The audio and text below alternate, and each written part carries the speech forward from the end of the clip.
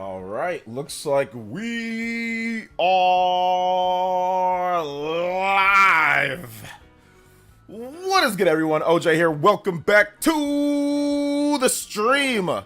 Today we got a great show for you guys. Great JoJo Friday. Great PE live going down, locked in. What is today? Today is February 7th, 2025. No, not what is it? Not the second. Yeah, it's February 2nd, not the 7th of February 2025. But February 7th, we are in the month, and then the day, then the year. I don't care what anybody says. I'm so sick and tired of these European peeps. Y'all got a lot of things that are right, like how you guys do temperature, or maybe even the metric system. But this is one thing that I will die on this hill of you guys doing this whole, or UK peeps doing this whole day, month, then year. Absolutely not. That makes no sense. It is month, it is day, then it is year. You got to know what month you're in, then you got to know what day of the month that you're in, and then you got to know what year you're in. That is how it works. I don't care what anybody says. It goes day, sorry, my bad. It goes month, day, and then year. Month, day, year. Month, day, year. Okay? So, February 7th, 2025. Welcome to the stream, boys and girls. Let's go over some shout outs. I'm going to go over the new topics for the day, for the week, really. It's Friday. It's a wrap-up show. Friday and Saturdays, we kind of do wrap-up shows. Any new information that came out, we'll talk about it as well. So we'll go over the new features for the Nintendo Switch 2 that were revealed in patents.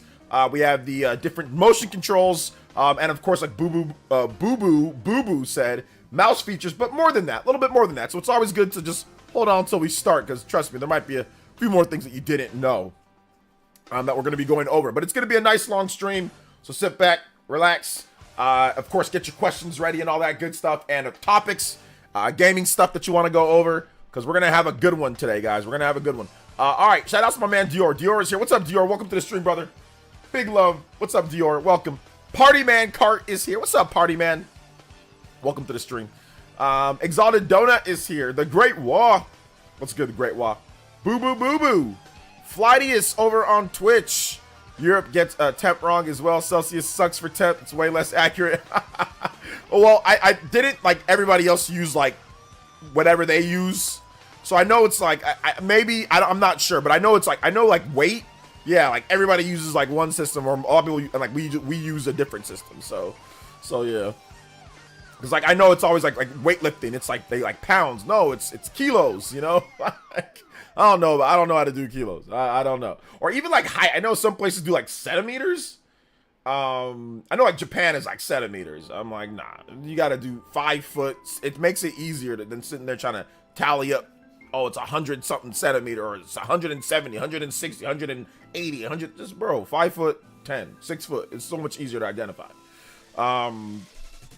So yeah. But anyway, that's because I was raised in. If I was raised in the CM system for height and all that, it'd probably be easier for me to identify with like how they do it. Bead Queen, hey, what's up, Bead Queen? Welcome to the stream, young lady. What is good? David V is here. What's up, David V? Welcome. What's up, EM? Shout outs, dude. Welcome to the stream, EM. Good to see you guys here. BC, Brayden, Dibbins, DX. What's up, Dibbins? Dashes, I agree. Americans use really stupid measuring system, Fahrenheit. But I'll die on the hill, and that way of dating things is better. Yes, I'll die on the hill. I'll give up the other stuff, like the kilos or the weight or whatever, temperature, whatever. That's fine. I'll give that up. But I ain't giving up the you know, the month, the day, and the year. I ain't giving that up. I am not giving that up. That's something that we got to keep. We got to keep that. The cool guy. What's up, man? We listened to a guy named Boo Boo. Well, what's Boo? It's like B-U-B-U. Boo Boo. Boo Boo Boo Boo. You know, you got to represent the boo-boo. Shout out to the cool guy. Force Fantic. What's up, Force? Is it Force Fanatic? Force Fanatic. What's up, man? I'm doing good, cool guy. Doing good, man. How are you? Welcome. So yeah, outside of US, most uses the CM system. Yeah. I'm not gonna die on the hill of the feet and all that in inches, but I mean, like, listen. I don't think it's as bad as some people say it is. I'll just say that, you know, but I get it. It can look a bit goofy for those who don't use it. Like, it's like, oh, 5 feet and then blah, blah, blah inches, like 5 feet. Like, that just seems unnecessary when you can just give a number, right? So I think if you grew up in like the CM system or whatever for height and all that, then it's probably much easier for you instead of looking at feet and inches. That seems overly complicated for no reason, you know. But I ain't giving up my month, day, and year. I ain't giving that up. Make sure you guys hit that like button. If you have not hit that like button yet, hit that like button. Let them know that we are streaming. Let's go. Let's see if I missed anybody. Monato's here. What's up? Forrest. What's up? Dash is here as well. J2 Country Returns. What's up, man? Welcome to the stream. Big love. George FT says, what up? What up? What is good, guys? What is good? We're just trying to get everybody in. If I haven't said hi to you, make sure you say what up in the chat. I like to say hi to everybody here. And then we will start with the content. We will talk about the new Nintendo Switch features that we went over today in the video. And of course, we'll talk about some of the stuff that maybe you missed, because it was a bit, I wouldn't say it was confusing, but it was a bit weird, because like a lot of news like came out in like a flurry. It was like a flurry of news of different type of stuff that came out, and it was very interesting for sure. Very, very, very interesting for sure. So all right, let's see here. Anthony is here. What's up, Anthony? Funny, during my last job, we would purchase fabric and leather skins. We use square feet. I think for stuff like that, it's usually a lot of people use square feet, right? For like when you're measuring certain things or like fabrics. I know there are some people, it's weird, where even in other parts of the world they would use stuff like that. Yo, Justin! What's up? I was watching the stream yesterday about the Switch being the same power as the PS3 and 360. The best example that it's stronger is Bayonetta, but it's not really a debate anyway. Lol. Yeah, I think that's probably one of the best. I mean, obviously Bayonetta, I mean, to me, the best example is Alien Isolation. I think that is probably one of the best examples, if not the best example, because that game runs solid 30 frames. It actually looks better image quality wise than some things that they optimized through the improved specs. And I think that game is on last generation as well, like, or the previous or 2 gens ago or whatever, right? It's on that. So I think that's one of the best ones. But yeah, Bayonetta is another good one, like Bayonetta on PS3. I mean, obviously that wasn't a great port, but even the 360 port, the 360 version of Bayonetta is definitely not as good as the Switch version of Bayonetta. Even though the Switch version of Bayonetta is just a port of the Wii U version of Bayonetta, but the Wii U version of Bayonetta 1 is definitely better than the 360 and the PS3 version of Bayonetta 1 overall. And then like the Switch version improves upon that a little bit more. So yeah, absolutely. Shout outs to Justin. Thank you so much for the first donut of the stream on JoJo Friday. $3. Anybody does 3 or more, you can type or pass it, my man Justin. But yeah, that's a good example. But I think, yeah, I mean, it was just interesting to see him argue that. And like I said, the specs are there. Like you can look at the specs, and across the board, Switch just clears it. So it's not even like it's definitely significantly better, or a good bit better than PS3 360. Not quite PS4 Xbox One. It's, like I said, somewhere in the void, like not quite lower to there, not quite right there. It's somewhere in between, you know? So yeah, that's the thing. Shout outs to Justin. Appreciate that, man. Thank you for the big $3. But yeah, it was really weird. He was willing to die on that hill. He was willing to die on that hill. He really was willing to die on that hill. So it was funny for sure. It was funny for sure. Shout outs to Adroxis. Paul S is here. Says, yo, OJ from the UK. Hey, what's up, man? Welcome. Ava Cook says, OJ, I hope you're feeling well. Feeling a little down today, to be honest. But I'm so happy you're streaming as a good distraction. Let's go in and chill and play some Pokemon. All right, there you go, Ava. Like that. Really hope that we get a new Nintendo Cross-Koei Tecmo game. Maybe a Dynasty Warriors Switch 2 port. I mean, they'll probably put Dynasty Warriors. There's always Dynasty Warriors on Switch, so they'll probably do something like that. Yeah. Casual News says, hey, OJ, good time. You just finished watching Spawncast. One of the Patreon questions asked John to work out a schedule where the show had you on. I don't know. I thought people would be like, oh, screw that guy. We don't like him, you know? I bet I'd have some people that are like, yeah, we want OJ back. Obviously, there's people that, you know, that want me back on the show. But yeah, man, like I've told John, like I've told him. So, I mean, I don't know. Maybe things will change once the Switch 2 comes out. I don't know, man. I was looking at my pictures of back in 2022 when, like, at the Spawncast or at the Too Many Games, and like it was me and Click and Jordan Fringe and, you know, and Dreamcast guy and John, and RGT wasn't there, but obviously RGT was part of the show. MVG was part of the show at that time too. And Nate the Hate was part of the show, but he was having trouble getting on normally. And I'm like, man, that's like the squad. And like, if you guys want to know the super, like, I'll be honest with you guys, the super duper truth. Why I didn't want to say it before, just because people. I mean, I don't know. I didn't want to cost any shade or anything, and I don't mean it in any bad way. But the real reason why I didn't do a Spawncast, Black Healy Awards, like, where I roast the Spawncast, is because there's so many new members. Like, I don't even feel comfortable doing it. Like, I barely felt comfortable doing the show last year, and this year, like I said, there's so many new people. So it's like, yeah, I mean, I can sit there and roast Josie for being young. I mean, I don't really know Mystic Ryan like that. Like, I kind of do, but not really. I think him and John have a better relationship than me and him. So it's like, okay, sure, I can roast him, for, whatever. But it's like, it's not the same, Also, after playing the beta, I'm pretty sure Monster Hunter Wilds might be my game of year for a Nice. little while at least. Okay. Cool. That sounds good, Justin. Thank you so much, man. Thank you for another $3. Yeah, Monster Hunter Wilds is looking lit. I see a lot of people talking that they're really, really liking the game and they're going to really like the, whatever. So, yeah, absolutely. Kimmerix also says, hey, what's up? Evans here from the Spawncast. Speak of the devil. Says, I just didn't do a 400. I didn't even do a 400 shirt because I don't know. I know. Yeah, man. Like, I missed the old squad. That is, like I said, it's no shade on the new squad. Like, I love everybody there. Whenever I'm on the Spawncast, like, whenever I could make it, it's dope. Like, Ryan's great. Josie's awesome. I love Josie. She's dope too. Celia's great. They're all, and Celia's been a guest multiple times, even back before. But like I said, I just didn't feel comfortable. Like, I mean, I could roast Click, but Click ain't been on the show for a while, right? Like, I could roast Dreamcast Guy, he ain't been on the show for a while, so it don't make any sense. You know what I'm saying? Like, and like I said, I didn't feel too comfortable, roasting some of the new people. Or like, like that, because like they don't know me like that, or I don't know if they'd be okay with me. I mean, I'm pretty sure they'd say it's okay, but I don't know if they'd truly be okay with me doing that. I mean, last time I made a joke about PS5 and like, with Mystic Ryan didn't get upset at me, but like his fans were like, you don't know him like that. They started, oh, you're doing that behind his back. I'm like, God dang, like these guys are crazy. I made one joke about PS5 trophies and they sat there and damn near caused a coup or something like that. So I'm like, maybe it'll probably be a good idea to maybe just lay off this year and see what happens next year, So that's the reason why. But I just, like I said, I didn't want it to be like a distraction or a thing, but yeah.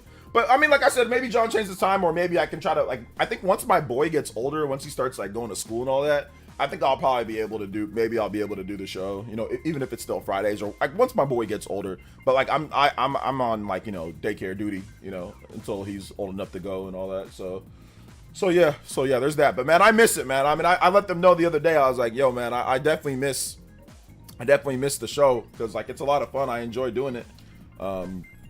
It's just that, yeah, my wife, she doesn't get back till about like 3, so it's just tough to kind of transition from getting my boy ready. He's waking up around sometimes 3, 4, he's sleeping. I can't do this. I can't get ready for the show, and then he's sleeping. My wife isn't back yet. I can't leave him there. You know what I'm saying? Like, you gotta have eyes on your kid all the time, or at least the camera set up. And I don't want to be doing a show and then like he wakes up and then I gotta go. It's like, it don't make sense, right? So yeah. Hey, what's up, Psycho Pie? Good to see Evan here though. Shout outs to Evan, man.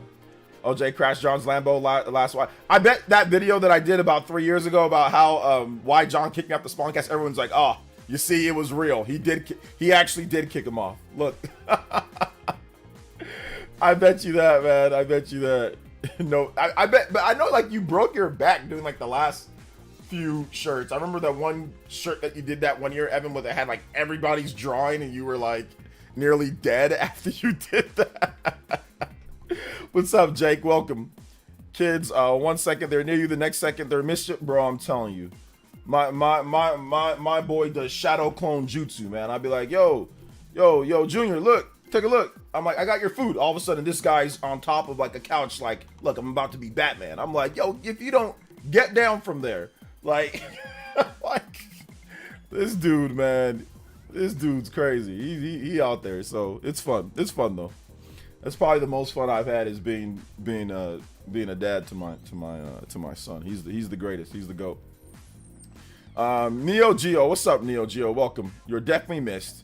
Who's gonna watch the Super Bowl? I'm gonna watch. I'll check it out. Maybe I might fall asleep like I did last time though. Like I did the last Chiefs versus Eagles Super Bowl. But I'll be having a little party with my family, so maybe not.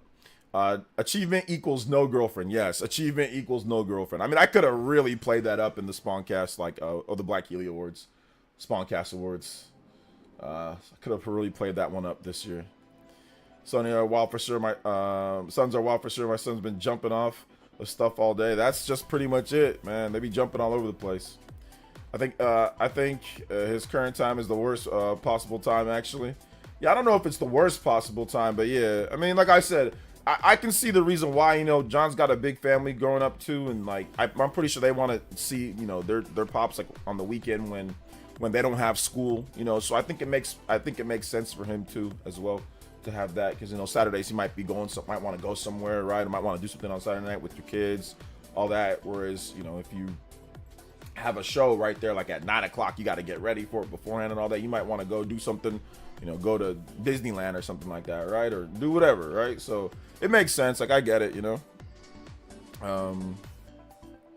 Let's see here. I'll never understand the dudes that allow no girlfriend jokes to get in them in their feelings.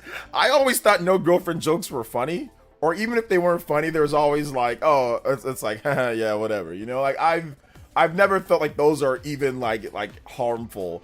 But maybe it's because I've never. I mean, I wouldn't say I've never had a problem. Like there was some times where like, okay, yeah, I couldn't get a girlfriend, I guess, or I didn't have a girlfriend.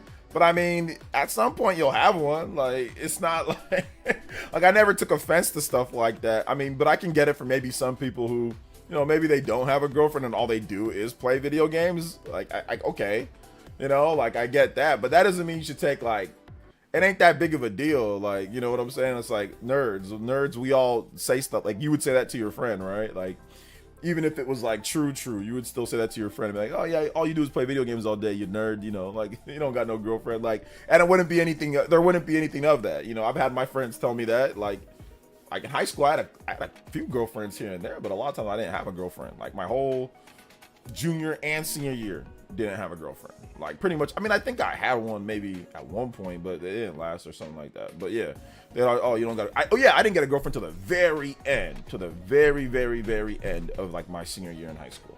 And like we weren't even really like boyfriend girlfriend like that, you know. It wasn't until a bit later. So like I get it, you know. All I did was play video games, and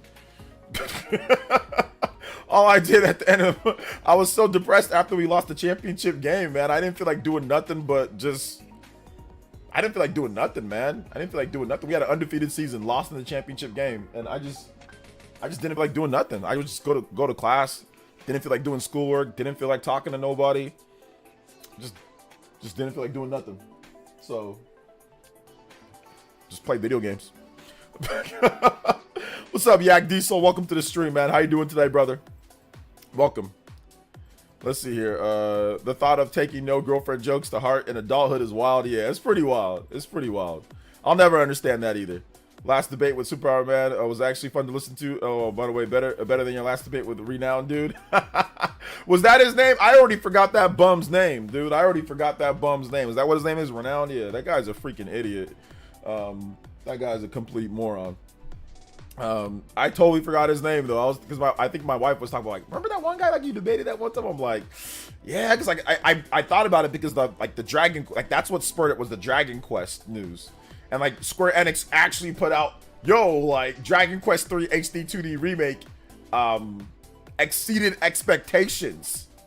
So it's like, is this like the first time ever that a game has ever actually exceeded expectations for Square Enix? So I was like, that's how that one debate with that one dude started, but I didn't remember his name. He's a bum. Complete bum. So yeah. I'm 38. It's been 3 years for me, just my 16-year-old daughter and me. Hey man, it's all good. 777. Do what you gotta do.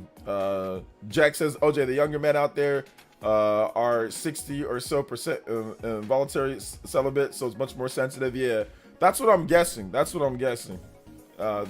more, but it's like, that's not something that you should get upset at though. Here's the reason why it's not something you should get upset at. Like if that's something that's there, it's just, it is what it is, you know. Yo, Zoo with the $20 Uroburos blast. Hey yo, hey, shout outs to my man Zoo. Thank you for the big $20 on JoJo Friday. Hey, yo. First 2 JoJos of the stream. Those $10 and up. Got a double JoJo here. Shout outs to Zoo. Thank you for the big $20, man. Appreciate that. You guys give him some love in the chat. No message. Just drop the 20. So I appreciate that, man. If you want some music, let me know. And I got you, Zoo. I got you, brother. That is double O's. That is not double zeros. That is double O's. I messed up on that. Thank you for the big 20. Appreciate that, man. You guys give him some love in the chat. Like I said, get this man some love. JoJo's on the board. 26. We jumped up, man. We went from 6 to 26. It's a big jump.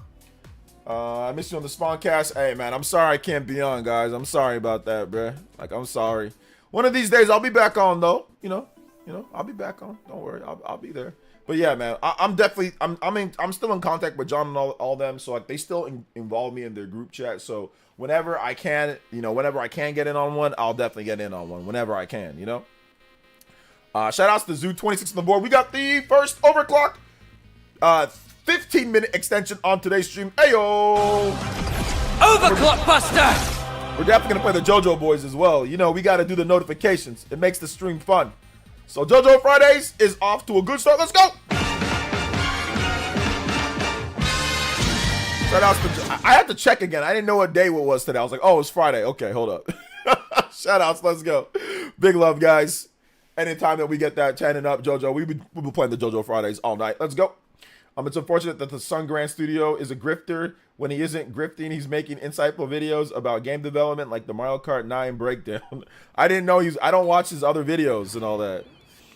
Mince Win, Min Win. Thank you for the subscription. Appreciate that. Welcome to the Elite Ninja Village. Thank you for the subscription. What's up, Nick93? Welcome to the stream, brother. How you doing today? I have a clip of the last time Superpower Man said he had no opinion on Switch, but he's willing to believe what journalists about Switch 2 might not sell well because past systems. Oh yeah, I remember we had that debate, but like I said, we'll see. We'll find out. We'll find out who's right. I think I'll be right though. I think I'll be right. Right now, the industry wants the Nintendo Switch 2. They want the Nintendo Switch 2. It's very clear. Ain't nobody buying Steam Deck and ROG Ally and all that like that. Ain't nobody buying it like that. Ain't nobody buying the Xbox Series like that. All people really buying when it comes to dedicated platforms is PS5. I mean, yeah, people are buying like their PCs and playing PC stuff, but that's a whole separate type of thing. But like, what are people buying? You know what I'm saying? Like, people want the Switch 2. It's like a needed thing. On top of that, look at Japan. I mean, they pretty much dominated there. So I don't see it not being something, where it's not selling, at least in my opinion, based off of what we're seeing so far. The fact that the Switch is still selling, the momentum's just going to transfer right over, man. I'm telling you. Finishing up vacay, FII Colin Lack says he cannot do a debate discussion on Switch 2. He cannot. Of course he wouldn't. I didn't think he would, bro. I didn't think he would. I mean, like I said, I don't think he would because the video, like I said, I don't think the video was made maliciously, but the video was made in somewhat poor taste, in somewhat his own animosity. I can tell that it was. That's why he won't do a debate discussion. Listen. If somebody that was 10 times my size offered to take me up on a video that I made going over why something will succeed or fail, if I actually felt strong in that, hell yeah, I'm taking you up. So that'd be like somebody that has like 1 million subscribers telling me, yo, OJ, I disagree with you. Would you want to come on my platform and discuss or talk or whatever the case is? I'd be like, heck yeah. I'd be like, bring it on. So that just tells me right there that his video was made in poor taste. I wouldn't gonna say it's malicious, but it was made in poor taste because he doesn't want to discuss or talk about it. That to me tells me that he has no conviction, he has no spine, So it is what it is. Let's see here. Velvet Crow with the 86 months Ambu tier. We keep it going at 8. LOL, 86 months. Yes, ma'am. Hey, shout outs. Let's go. Thank you so much, Velvet. More like it with the 86 months membership. Let's go. I guess I'll have to do it then. Though I'll come at it from a much different angle. I don't want to do that with you because first of all, one, I know the angle that you're talking about, but two, because man, you actually make sense. Like, I'd probably agree with a lot of stuff that you say. Like, I need someone that wants to bring the stupid, like the completely stupid things, not someone that's actually gonna look at it intelligently. And I know you're gonna look at it intelligently. Like, I get that. Like, we've discussed it before, you know, and that's fine. Actually, we've had a little bit of a discussion on that before. You know, but his stuff was complete nonsense. So I was like, and some people shared that opinion. So I was like, hey, let's have a discussion on it. So that's the difference. You know, that's the difference. I think the system's gonna do well. I think the system's gonna do really well. But like I said, I don't know if it's gonna. I don't think it's gonna do as well as the Switch. But I think it's gonna do well. Like, but once again, it's hard to beat out.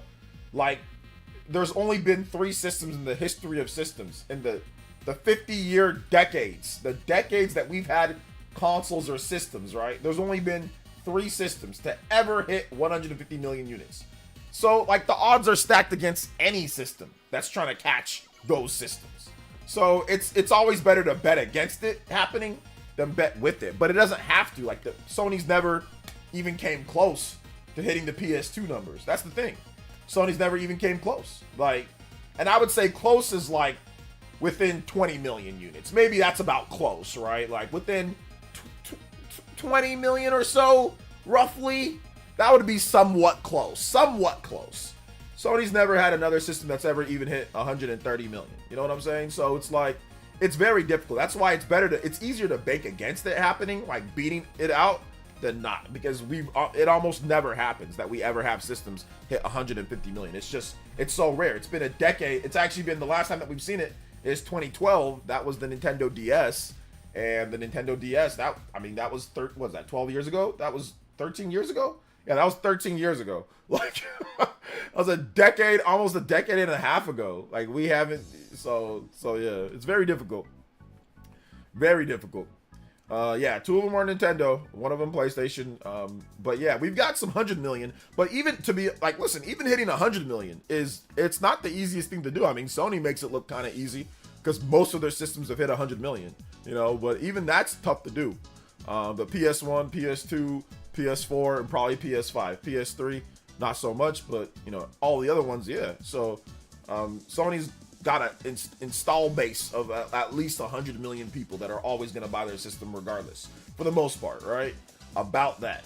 So that's difficult too, man. That ain't easy as well. Like, people think it's easy, but it's not.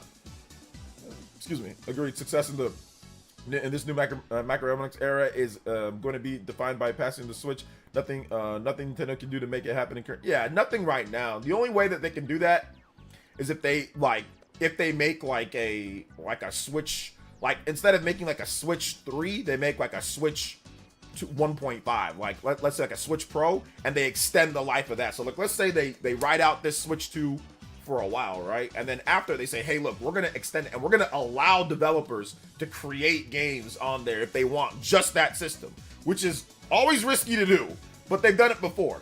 Game Boy Color was like that, and the Game Boy Color extended the life of the Game Boy to Nintendo, at the time, Nintendo's highest selling system of all time. Now, they haven't had that many systems at that time, but the Game Boy Color the Game Boy itself ended up selling 118 million. You know, that was the best at the time. Then, of course, the DS came about a couple gens later. So yeah, Game Boy Advance, then DS after that. So a couple gens later, the Nintendo DS came by and beat that out. But the Game Boy, for the longest time, I mean, was the best, you know. And then the Switch obviously came by and beat out the Game Boy a while back. But yeah, I think that would be the only way that they could even get somewhat close, is if they did like a Game Boy Color type of thing. Because the Game Boy Color tacked on a lot of extra sales to where they probably wouldn't have gotten those sales without, you know, if it's just like the Game Boy Pocket. But since the Game Boy Color came out and it was nice and vibrant, it got a power bump, it looked good, it played good, people loved the Game Boy Color. I remember it. People were like, oh my god, the battery life was great. You know, there was so many great things about the Game Boy Color. And it had games, man. They were releasing exclusive games for the Game Boy Color. That was lit. I mean, I know it sounds like, what the heck? Why would you, in today's day, that'd be like, oh my gosh, you can't do that, right? Like if there was like Xbox or Xbox One X exclusive games, that's essentially what it is. Or like PS4 Pro exclusive games, or PS5 Pro exclusive games. That would be crazy in today's day. Like, why would anybody do that? But back then it was like, oh my god, if you get this new thing, you can get access to all this and it looks and runs better, or whatever the case is. So it was dope. And they definitely tacked on a lot more sales with that. So I think maybe if they do something like that, but we'll see. I think Nintendo's well positioned for the current headwinds, especially compared to MS, Sony, and PC. Even PC eating it with diminishing returns, $2,000 for fake frames. yeah. I just got the notification that PS Network is down now. Players just FYI. Oh, okay, yeah. PS Network down. Down goes PS Network. Cool Goy says pretty sure Switch 2 will be better. Will be a better Wii J situation. What's a Wii J? I think that Wii U. I doubt it will sell that well. Just looks slightly upgraded Switch at no real selling point. 75 to 90 million max. Yeah, that's probably a bit too low. And yeah, I disagree with. I think okay, you said Wii U. Better than Wii. I mean, obviously anything's better than the Wii U situation, but I disagree with that. Here's a couple reasons why I disagree with that. One, it's too hard to really gauge what the max will be before you've even seen the games, or you even know about the power of the system, or you even know about any of the other features. It's a little bit too early right now to gauge it. To gauge it right now, it's a little bit too early.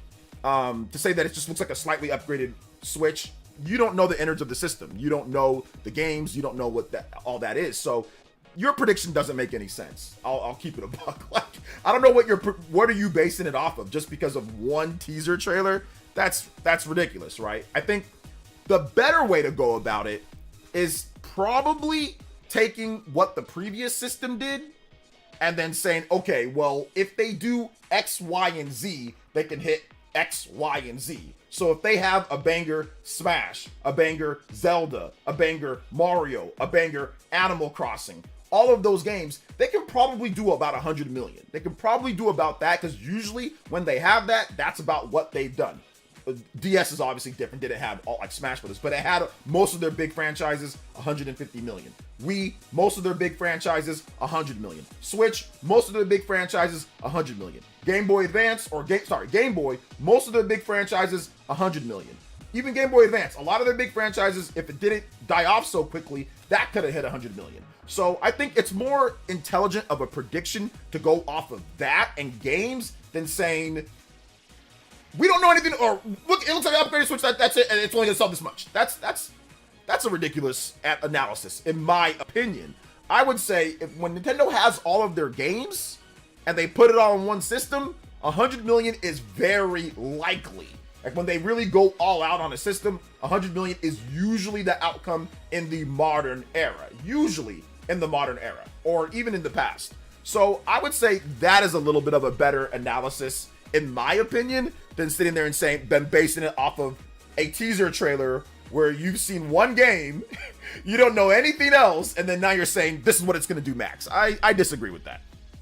And that is not the general consensus online. I disagree heavily with that. That's what you think, and that's what you think, and you're specifically doing confirmation bias and looking out your own people that agree with you. If you go on Nintendo's YouTube page, there is 20 million views, 1 million plus likes, and majority of people are excited to see what's next. On top of that, Nintendo's stock has been skyrocketing because of the reception was so positive and all of the views. So I highly disagree with, oh, that's the reception online. That is false. And I've seen people say that, try to pin it as everyone's saying that it's bad. That's not true. Go on the YouTube channel and look. That is 100% not true. And on top of that, the Nintendo Switch 2 Direct has been getting a ton of positive people talking about, oh, I can't wait to see what's at this Direct. So I highly disagree with that. And when April 2nd comes around, don't say I didn't know, okay? So this is not my first rodeo, Cool Goy. This is not my first rodeo. This is my 4th time covering Nintendo platforms. And I can tell you out of every time, and maybe it's because we have more people online, I can tell you out of any time, this is by far the best Nintendo's ever been set up to go to the next generation. By far. It's not even close. They have handled things considerably better than what we've seen in the past heading into the next generation. Their sales with the previous system, what they've done with their games, the amount of games, the quality of games, it has been by far the best that I've seen from one gen to another gen. And if you have a Switch or you like the Switch, that is instant marketing for Switch 2. There is no confusion. You know what it is. Now Nintendo has to bring the games and execute. That is going to be what makes it, whether it sells well or not based off of what you think people are saying online. I mean, that's insane. That's not how you sell your system. How you sell your system is based off of games. So the Switch 2 Direct, that is going to be huge to see exactly where the system could potentially do or not based off of one teaser trailer and that's it. Like, because there's no way in hell that you knew that the Switch 1 was going to sell 150 million units based off of the first trailer that they showed. And if you did, I want proof. I want proof that you said that the system is going to be a crazy hit off of the first trailer. I doubt you said that. I doubt. There's no way that you did. Damn near nobody said that. I said it would do 100 million, but I said it would do 100 million because Nintendo's combined their home console and portable, and because it's going to get all their games. I said that analysis because of what they've done before in the past and the max threshold that we've seen with home consoles and portables being combined. My analysis was based off of that and the games. That's what my analysis was based off of. It was not based off of random people online saying things. That's stupid. That's not how things sell. Online is not the real world. Online is not that. If that was the case, then nobody would have, like, the Switch would have sold like 50 million because people bash the hell out of the Switch all day online. People say all sorts of stupid stuff. So it's not based off of what people are saying online. It's based off of what's being sold in stores. It's based off of what the games. That's what makes a system sell or not. Yes, gimmicks and all that are part of it, but what makes a system sell at the end of the day is what games can you play on that system. And if you don't have those games, then your system probably won't sell as much. And that's where the April 2nd Direct is going to be a big thing. So yeah. That said, Nintendo, let's see. Yes, PSN is down. Also, people tend to criticize consoles and games a lot online, but buy it anyway. People do tend to do that. But I think it's ridiculous to sit there and say, "Oh, it was all negative, so that's why I think it's this." That's complete BS. Go on the reaction and look. It has over 1 million likes. Over 1 million. So yeah. We don't know a damn thing about Switch 2. They are in so much better spot with partnerships and software pipeline. Yes. The strengthening the partnerships. I mean, we've heard all the rumors about certain games coming over. Obviously, there's been a lot of game leaks, you know. Nate the Hate has reconfirmed that there's going to be Final Fantasy. So, I mean, like, Switch 1 didn't have that. There's probably going to be a lot more franchises on Switch 2 that didn't show up on Switch 1. In terms of, well, at least big games, right? Big games and stuff like that. So, yeah, I'm not saying that it's going to outdo Switch, but I think it's right now, it's a bit early to sit there and say, oh, it's because of people online. That's insane. That's a ridiculous analysis. Let's see here. Buying the systems for their and like I said, if you want to go based off of people online, look at the views. The view counts for the it's 20 million plus. Like, that's already past the Xbox Series. That's already well on it. It's already about half of what the PS5 reveal trailer has done. Go look at the results. The results are completely different. But of course he says online consensus basically just looks at what journalists say. Agenda to slander Switch 2, either copium. They were wrong about Switch. Yeah, I mean, there was actually more negative opinions on Switch 1 than on Switch 2, in my estimation. Like, if you go look at all the different videos people were making, you go look at all the different articles that came out, there are actually way more. Switch 2, it's like, oh, I like Switch 1, so I'm probably gonna like Switch 2. It's like, okay, yeah, they didn't show too much or whatever, but I'm probably gonna like it, and I'll probably buy it because I like Switch 1. So that's completely different from people from the Wii U and the 3DS era, where people were legitimately, like, saying all sorts of crazy stuff, like, this system's gonna flop, it's gonna fail. It was way worse. So yeah. So using online as some type of consensus, as a, okay, that's what it's going to be, is ridiculous. In my, like, only using that, to me, it's, you gotta analyze games, you gotta analyze other things, you gotta look at it from a brand perspective. You know, Switch is a popular brand, you're doing a Switch 2. The marketing seems on point right now. They did a good job of making sure that, hey, look, it's just called Switch 2, so there's no confusion there. Like, there's a lot of better things that they did compared to, like, let's say DS to 3DS or even Wii to Wii U. And I wouldn't say from Wii U to Switch. That was obviously a clean break, but yeah. So yeah. So ignore DS to 3DS transition. DS best Nintendo system, and 3DS didn't even match. Sir, we did well, but pretty good. But despite the improvements, it wasn't as big. The 3DS basically didn't do as well. One, because it didn't have all their games, and once again, it's not the fact that it's DS to 3DS. It's the fact that Nintendo had the Wii U, and you're splitting games. And in today's market, with smartphone and mobile and all these other systems, you got to bring your A game in order to get sales. Now, you can do that in the past, before smartphones really got in the mix of things. But in the modern market, you've got to have your best upfront game. You've got to have all your best games on that system. The 3DS split games with the Wii U. There were some games that went to Wii U, some games that went to 3DS, and both of those systems suffered. Funny how the Switch is a system that gets all of its games, and all of a sudden now it's 150 million. It beats out the 3DS. It's going to beat out the DS. It beats out the Wii. It beats out pretty much everything that Nintendo's done. It's funny how all of your games on one platform completely changes that trajectory. So that's the reason why. Cool. So yeah, like it. Once again, this is advanced analysis. A lot of you guys look at it very basically, and that's fine. You can look at it basically, but you cannot underestimate games. I think a lot of you guys underestimate games. You guys look at, like, I think Cool Goy, he looks at, trends, and that's fine. You can look at trends, but I look at games. And if you have all your games on one platform, your platform is going to do better. The games that usually has more, or the platform that usually has more of the games, that does better. You can also look at the gimmick of the 3DS. The gimmick of the 3DS, was it a great gimmick? I mean, not really. I mean, they ended up removing the 3D aspect anyway. So essentially, there wasn't really much of a gimmick to it at all. It was just like, okay, yeah, it's a better DS. I mean, it's cool, it's good. But once again, you are limited because you don't have as many games on there. And third party bottomed out on there as well. Third parties supported the DS more. Third parties went to mobile in that market. So the 3DS got less games and less content when it comes to third party and stuff than the DS did. So that was also another issue. There was a myriad of stuff. It wasn't just because look at this and that. You got to look at it. You got to break it down better than that. Yeah, they had a problem starting out. The launch wasn't good. They didn't have enough big first-party games at the launch. Obviously, the price was a little bit higher than what people were expecting with the Nintendo 3DS. They ended up getting it controlled and ended up doing better in the long run. But there's a reason why Switch blew it out of the water. Games, functionality, better gimmick. People like the Switch gimmick more than they like the 3D gimmick. I mean, there's also that. Like, marketing and gimmicks and games matter. These are all things that matter.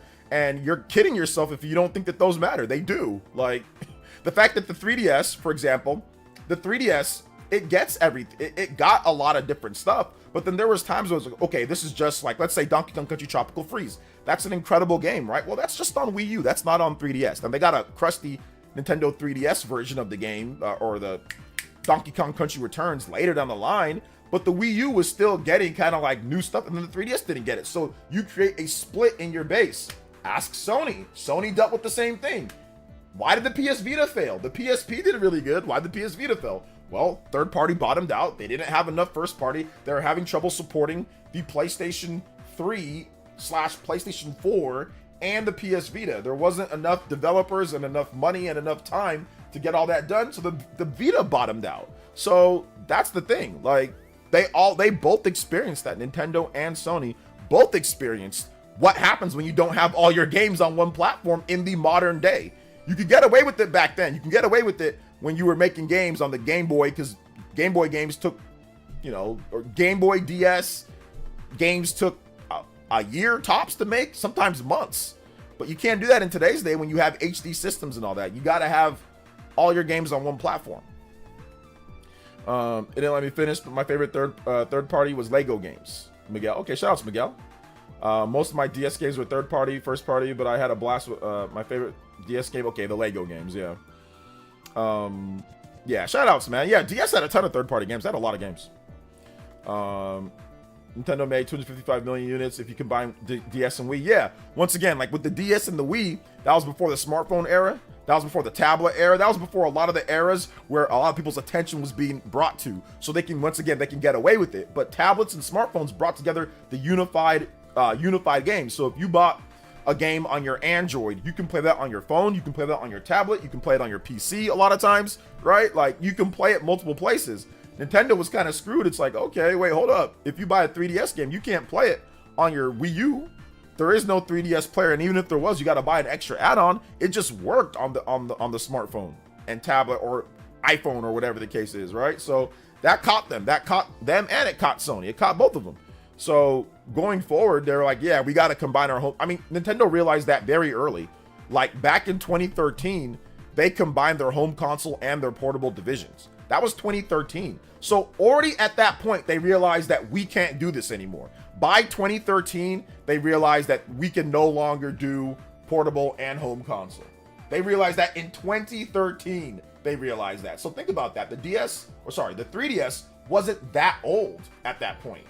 The 3DS was not that old at all. So they already realized that, yeah, we're getting killed by this situation on having two separate platforms. We can't do it.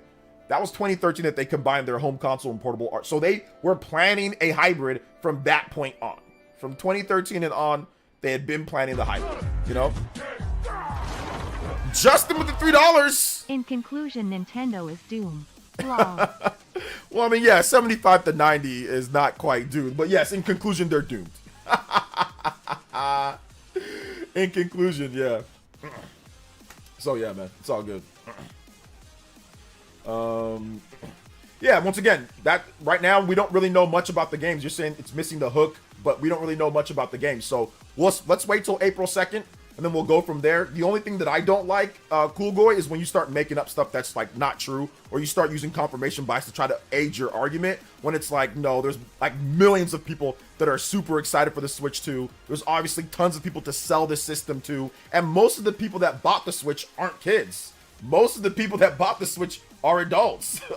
Most of the people that play are adults in the base. So I think it's just kind of silly when we start making up stuff to try to confirm what we think is going to happen instead of actually using facts like, oh, what about the games that are coming out? Oh, what about let's learning more about the system? You're already making a proclamation and a prediction right now before you even know anything about the system. And to me, that's stupid. I mean, no offense. I'm not trying to say you're stupid, but it's stupid to make a prediction about overall what it's going to do and how it's going to respond when you don't even know anything about the system. That's my problem. And I think it's silly. And I said the same thing. It was silly when people were trying to say that the Switch 1 was going to completely flop and fail before we got all of the information as well. I said that's also dumb. And yes, the people ended up being really dumb. Like, those people ended up being really stupid and they ended up making bad predictions. So I think it's stupid, in my opinion. Like I said, the thought process of making predictions of it's only going to do this when you don't know anything. That just sounds ignorant to me. That's all. That's just my opinion. I'm always going to hold that opinion. I think that before you make a prediction on something, you should know more about it. And if you don't know more about it, I think it's silly to make a prediction. In my opinion, at least. Like, you got to get a bit more information. Right now, we don't have as much information to sit there and say it's going to do max this, this, and this. Like, maybe we can do like I don't know. We can kind of give like a whatever, but it's too early. I say wait till the April 2nd Nintendo Direct, then you'll know what games are coming. They'll detail more of the features. You'll see more of the hooks. We'll get pre-orders, and we'll see how it does the first month. We'll see how it does the first month, the second month, the first year, and then you can kind of go from there. I think that's probably the smart way of getting it done. But hey, if you want to make predictions right now and say it's this and that, when you end up being wrong, I'll be like, hey, see, this is why you're wrong, because it was an ignorant prediction. When you end up eventually being wrong, because you will be, you'll be wrong. I'll be like, see, this is the reason why you're wrong. It's the same thing that I said to people with Switch 1. Hey, look, this is the reason why you're wrong. You made a prediction, and you're saying things before you even know more information about everything. I made the same mistake, but I reversed it before the Switch 1 came out. Good thing that I did, because I ended up being very right about it. Wii U was not a true hybrid, because you cannot play it portably without being in distance of the system, so no. It's kind of like a fake hybrid.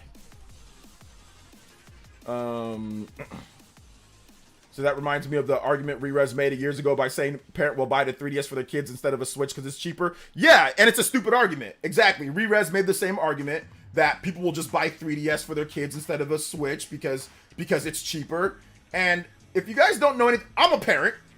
And if my daughter wants the newest cool thing, I'm not being a cheap ass and saying, oh, well, get this. Most kids with parents that are working normal parents, if they ask for the newest cool thing, they will get the newest cool thing.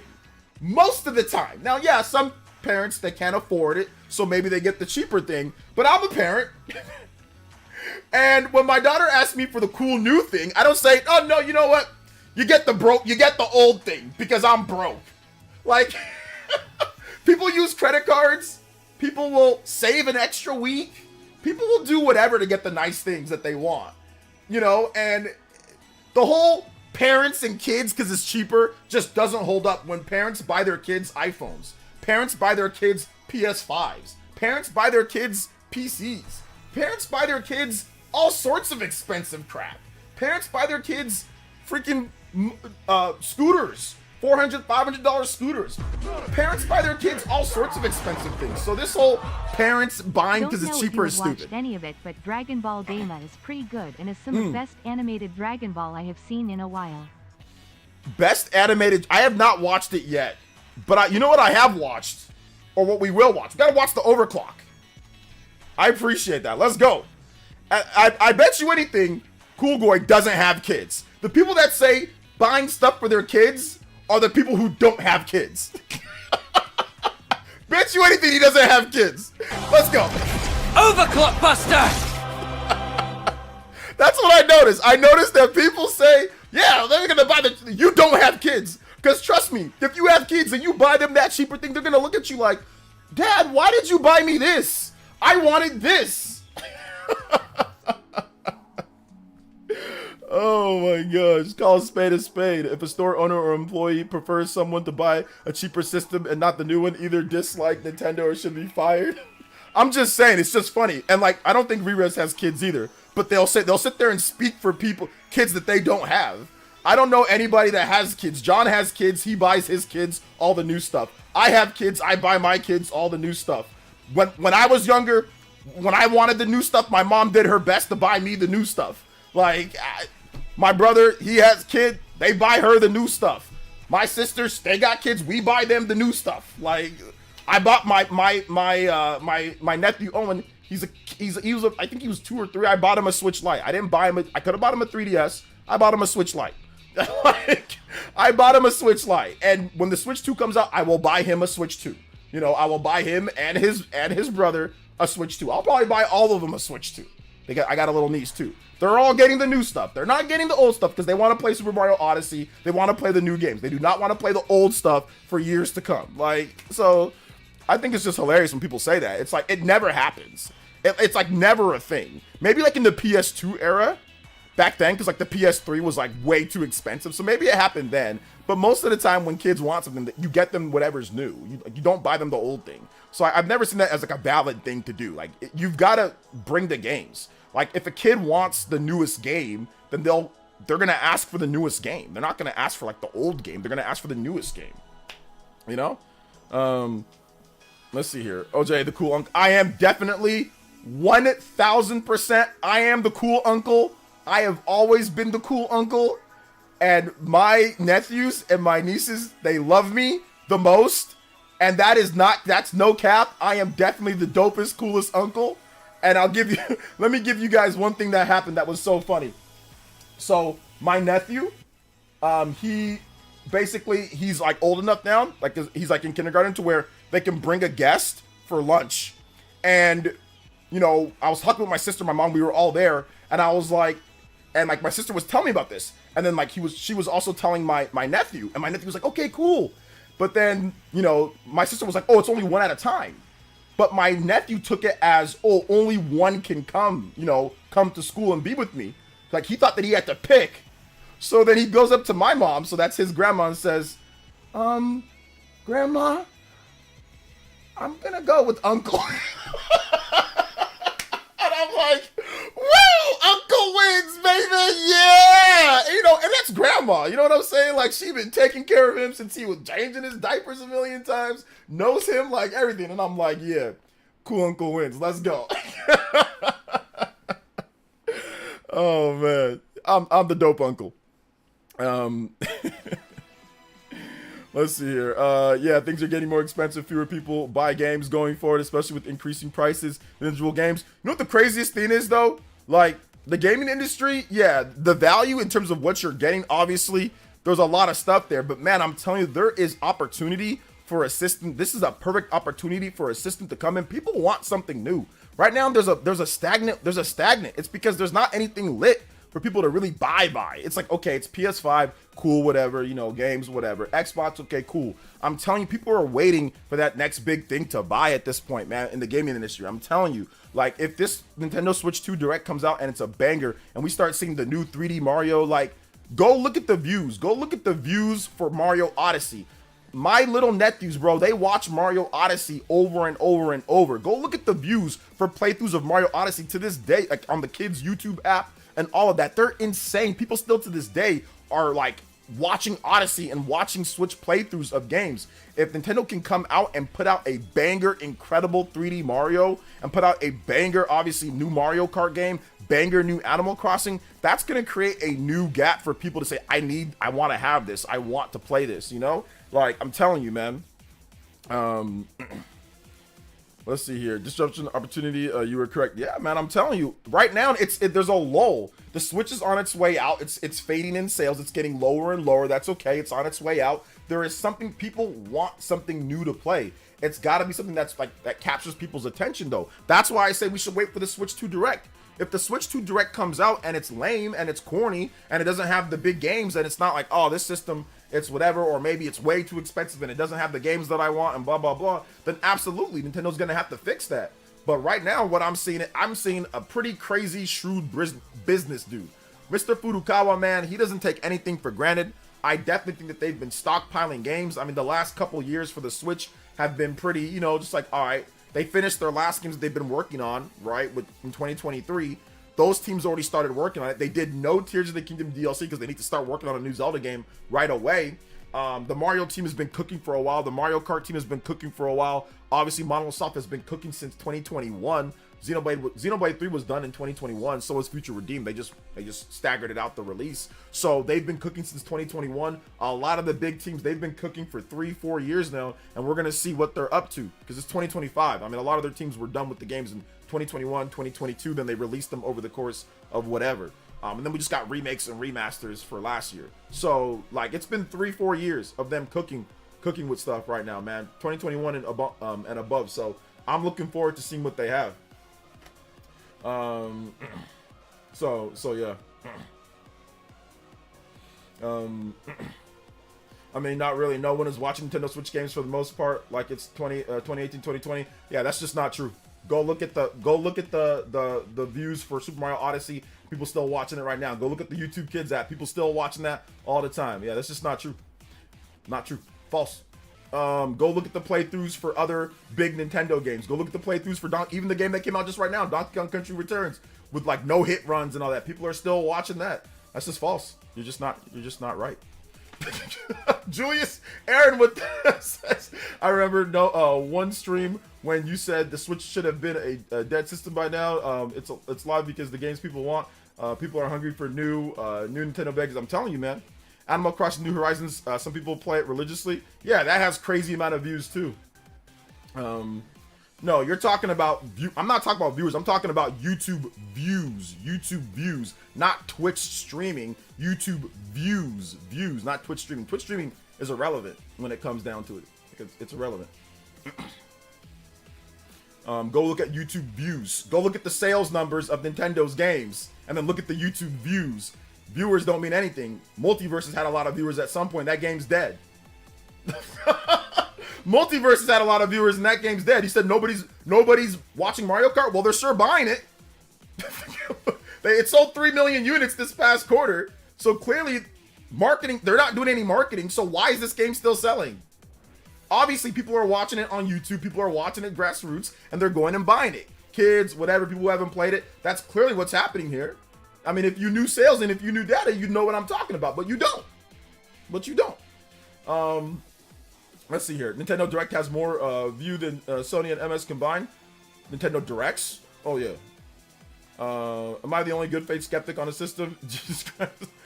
Yeah, because like I said, you're looking at it from a macroeconomics viewpoint, which that's fine. People that are skeptic on it, they're looking at it because they're misinformed. There's a difference between looking at it because you're misinformed and looking at it because of macroeconomics, because of like facts. As long as Nintendo Switch 2 has games people want, so, yeah. People will find a way to buy it no matter if they have the money or not. Yep. People buy stuff they can't afford all the time, sadly. Yes, yes, people do buy stuff all the time. What are your thoughts on mouse-like functionality for Switch 2? I think it's gonna be pretty good for stuff like Metroid Prime 4 and like Splatoon. I think it'd be good for that.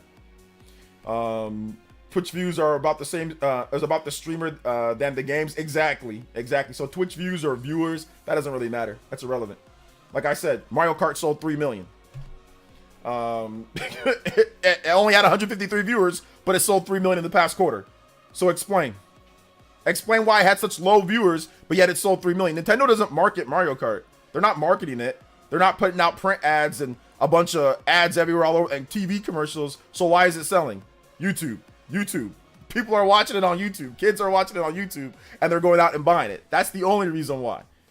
And positive word of mouth and people just watching it on YouTube. Timothy McDonald with the 5 months membership says Twitch views are more Twitch views are more about the streamer. Yeah, Nintendo's biggest games have garnered so much attention everywhere. People will definitely anticipate the next adventures of Zelda, Mario, and friends. Yeah. OJ, did you ever play Deadly Creatures on the Wii? I did not. But I remember seeing that. Can't really take this user who uses Joey Ferris as a profile picture seriously. Yeah, I'm not taking him seriously. It's just good to have someone that puts out even if he's trolling, it's good to have someone that puts out the narrative so we can have something to discuss and destroy it. So then later, when I'm right about all this, we can look back and say, hey, remember that weirdo that came here and said all this stuff that was wrong? And they're gonna change their profile picture, they're gonna change their account. They're not, because like that's what happens to all the people that are wrong about stuff. That will sit here and argue. Some people, not everybody, but a lot of people will just change up everything when they're wrong, you know. So it's okay. Like it's no big deal. And like I said, it's fun to do it because you will see these things being said online on Twitter, and people will try to take that and make it seem as if it's everybody saying that, and it's like, no, that's not it. So yeah. And like, for example, Smash Brothers, that's another game. How much did that sell? Like another 400,000. Tears of the Kingdom sold another 500 something thousand for the past quarter. I think almost 600,000, almost 600,000 for the past quarter. Breath of the Wild sold another, I think, 300,000 for the past quarter. So all of these games are putting up sales numbers better than what top streamers are playing. Top streamers can play a game and Nintendo's game sales are better. What does a top streamer have to do with Nintendo's game sales and what's popular or not, what people are buying? Almost jack-ish, like almost nothing. If that's the case, Twitch streamers sit there and play like stuff like Banana, or they play like the dumbest games. They play Human Fall Flat a million times, or like, you know, or like Fall Guys and stuff like that. Like they're playing stuff to entertain their stream. They aren't playing like, a lot of times from what I've seen with Twitch streamers, they will sit there and they will play their favorite games like Mario, Zelda, all that. They'll play that offline because they don't want to share it with, they don't want to play that type of game on a streaming audience. They'll play something stupid like Among Us and all that, you know?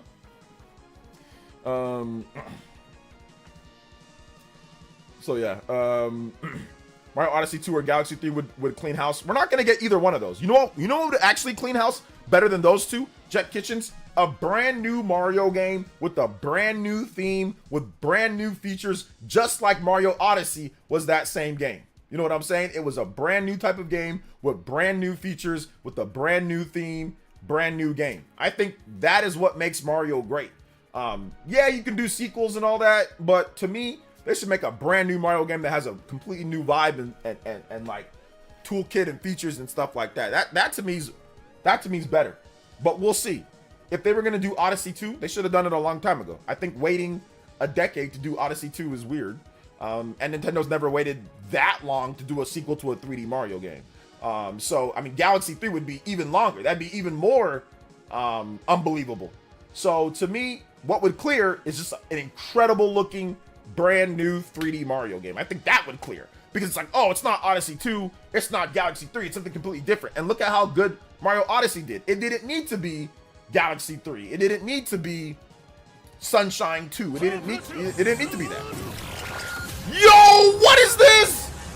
Big Wing with the Star Platinum! Sawaido!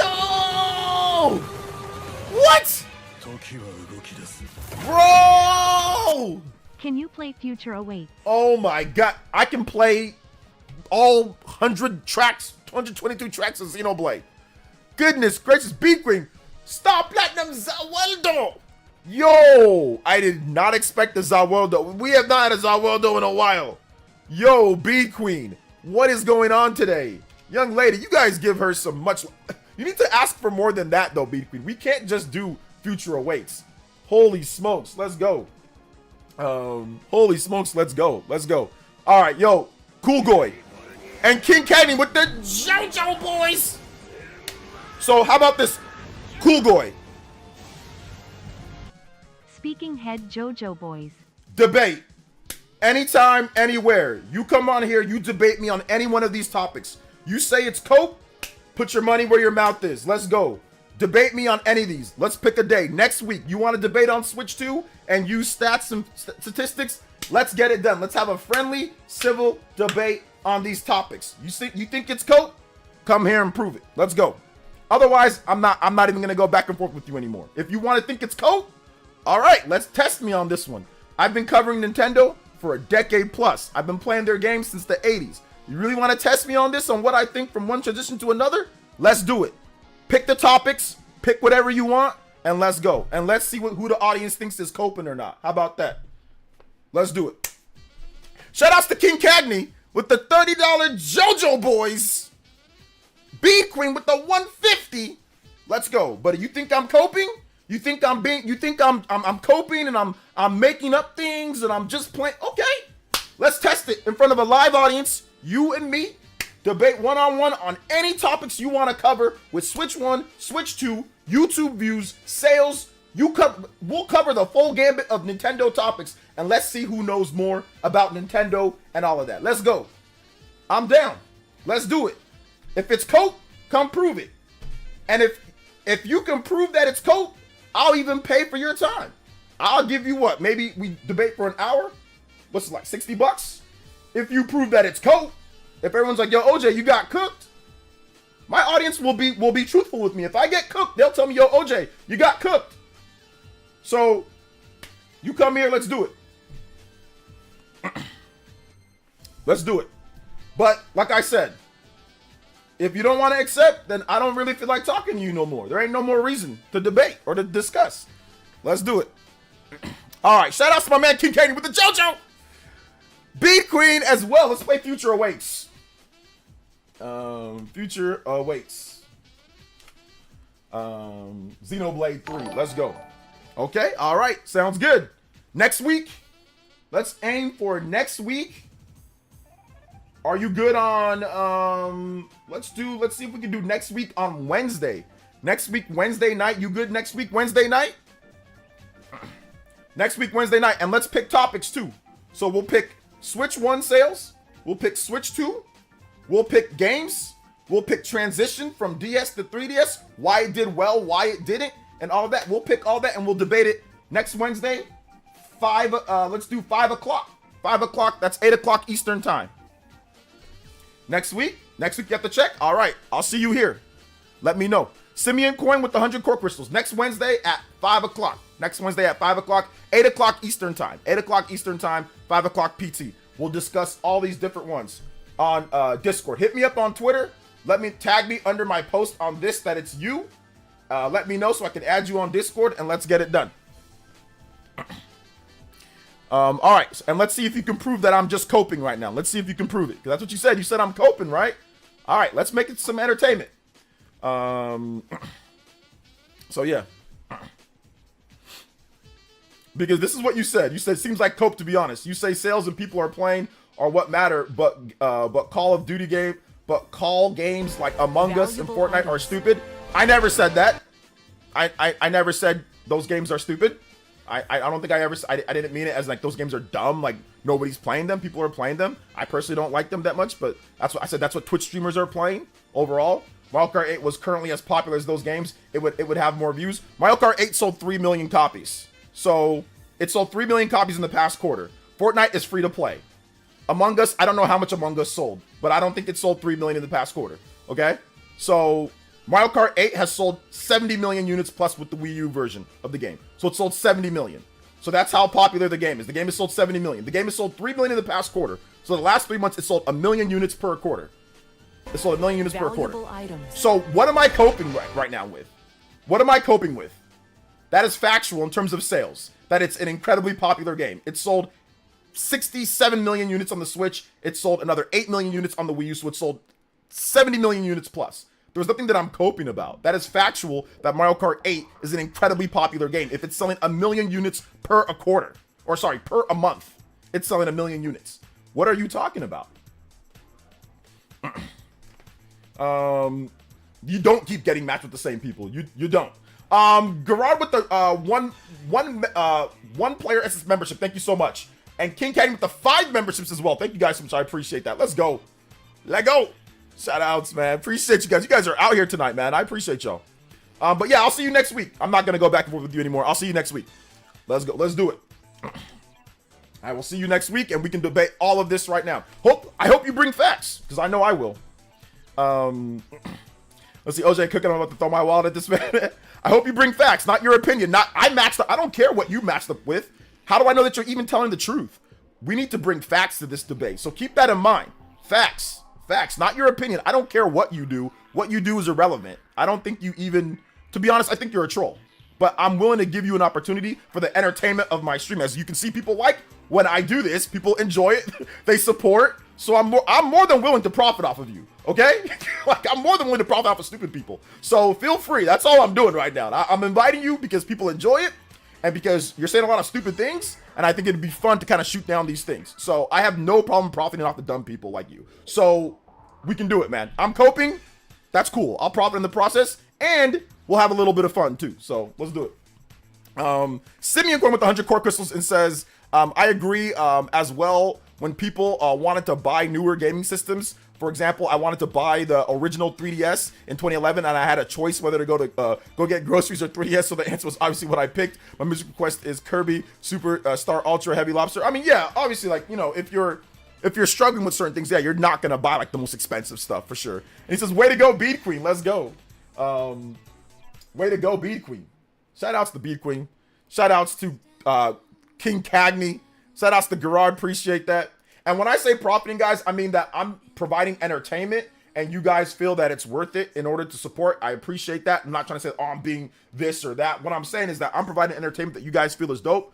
It's optional. But if people want to come here and try to say stuff like that and try to elicit reactions, then let's give it to them. Let's give the people what they want. Y'all like some of this smoke? So let's give it and let's have a little bit of fun in the process. Let's have fun. But yeah, if you're going to say that I'm coping and all this other stuff, all right, cool. Let's do it. I'm coping. Let's prove it. Because it sounds like I'm saying facts. It sounds like I'm saying facts. And it sounds like you're kind of coping a little bit. Cool Goy should go on the Liquored Up live debates. This is going to be brutal. Yeah, we can do that. I'm down. We can do a dual stream. Zoo, if you want to get in, I'm down. I'm down to do it, to get in on that as well. We can put it on your stream so people can watch on your channel as well. So I'm down. I'm down to do it. I am down. Bead Queen. Let's see. He needs to stop trying to jog my name anyways. Heard some rumors about Smash announcement in April. Real or rumor? No, it's not really a rumor. It's just simply people speculating. The whole Smash situation is that Sakurai retweeted the what's it called? The April 2nd Nintendo Direct for Switch 2. He just said like, oh my gosh, it's happening. So then people started speculating based off of that Sakurai's gonna have a Smash Brothers game there. There really isn't any like actual rumors or anything, you know. It's not that. So yeah. Shout outs though to B Queen. Shout outs to King Cagney. You're not also King Cagney. Thank you for the 5 gifted. You are definitely the gift ninja. Let's go. The only way anyone's gonna get a real argument on that side. Let's be honest. This guy does not have arguments. He just doesn't. He doesn't. But he said he's willing to debate. He said I'm coping. So let's do it. If you can prove to me that I'm coping over 70 million in Mario Kart being sales and it being a popular game, I'd be more than happy to prove it. I mean, but if your proof is I play the game and I can't find anybody else, that is not proof. That is not proof. One, who knows if that's even true with what you do. I'm not looking at your system. And 2, that's irrelevant to the facts that the game is selling. You know, so that doesn't matter. So that's not proof. King Cagney. So yeah, next week we'll see if he wants to show up. But if he does, we'll have a debate for you guys. So it's been a while. Let's do it.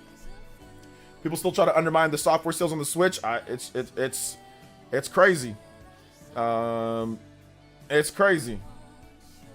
No, 205 means that we have 205 means that we have 3 hours on a stream, and it means that we also have a bonus stream coming up as well too. I actually owe you guys a ton of bonus streams. So yeah, that's what it means ish. Sakurai's playing 4D chess. Let's go. Furiosa Bomb with the $3. Sounding like Sergeant Friday.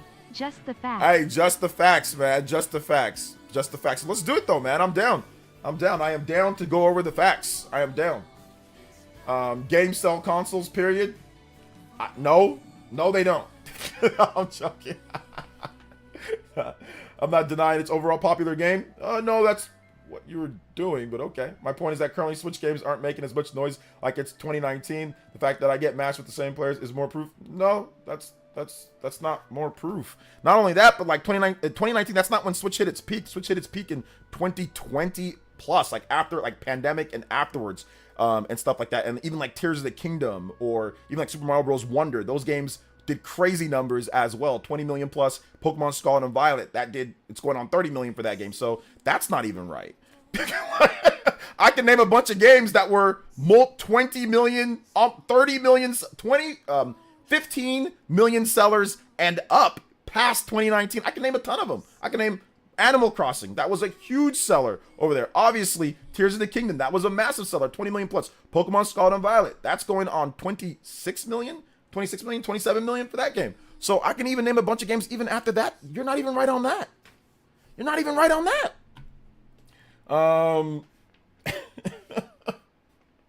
You're not even right on that. So you're talking about making a bunch of noise. They had a bunch of multi-million, 10 million plus sellers, more than Microsoft and Sony has had from that point too. Nah, man. Nah, fam. Plus, not everyone who buys Mario Kart plays online. That's true. Not everybody that buys Mario Kart. A lot of people play it offline as well. It's definitely a big offline game. It's not necessarily a game that everyone's just playing online. You know? I don't get how people can underestimate Switch when it has 70 million plus sellers.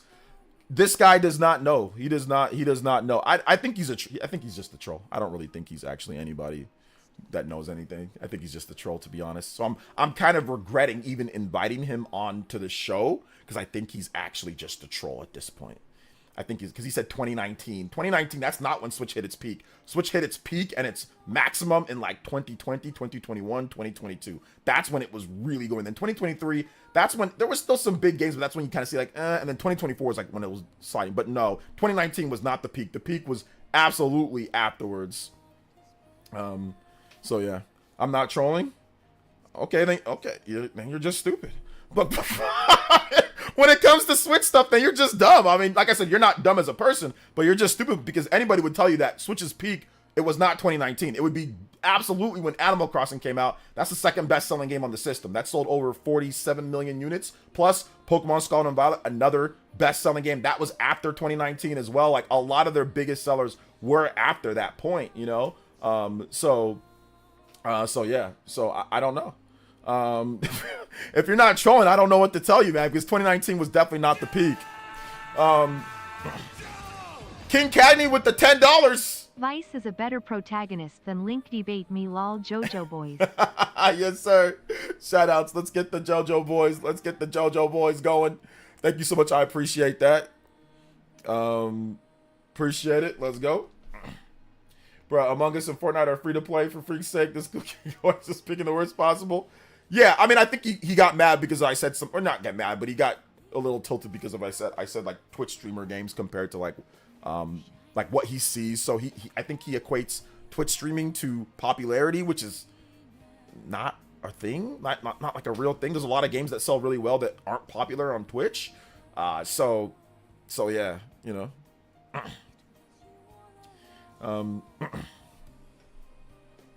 Switch Heat peak popularity in 2020 for sure with the pandemic.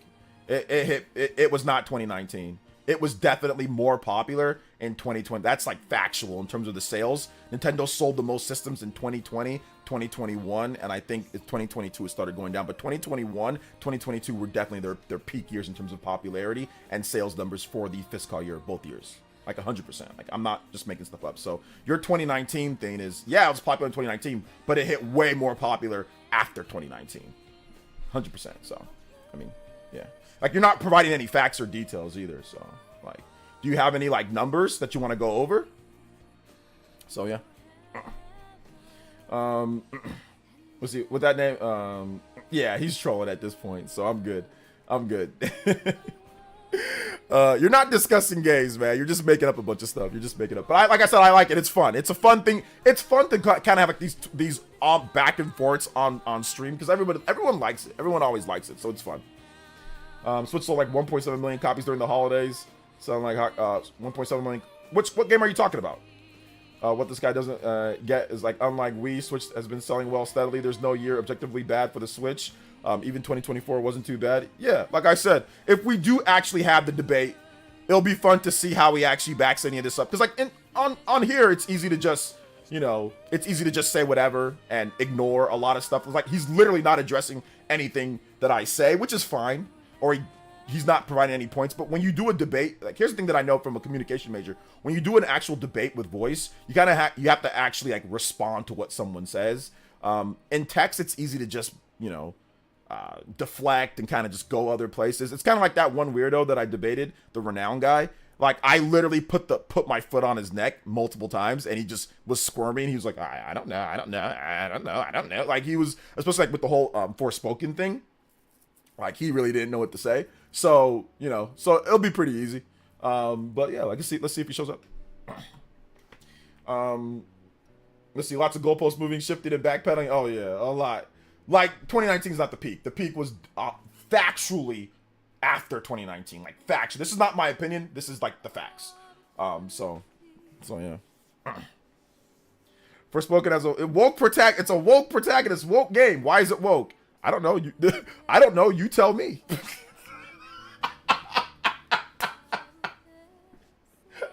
That game flopped. It's woke. It's woke. Why is it? I don't know. You tell me. What the? You're the one who said it was, bro. What do you mean?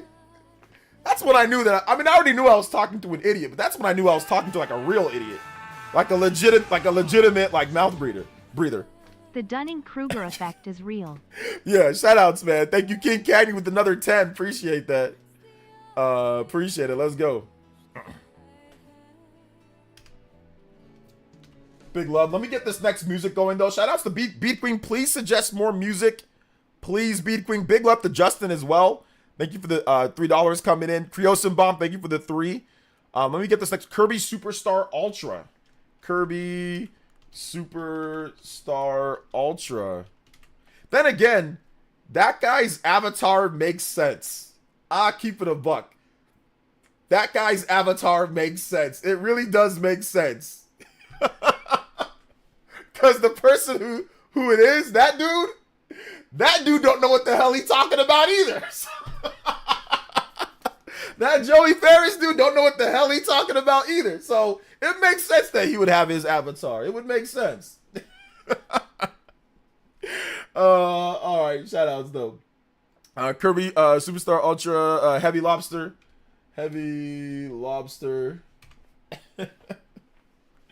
Says no love for Joey. Oh, it's not that I don't have no love for Joey. He has no love for me. He blocked me. He has no love for me.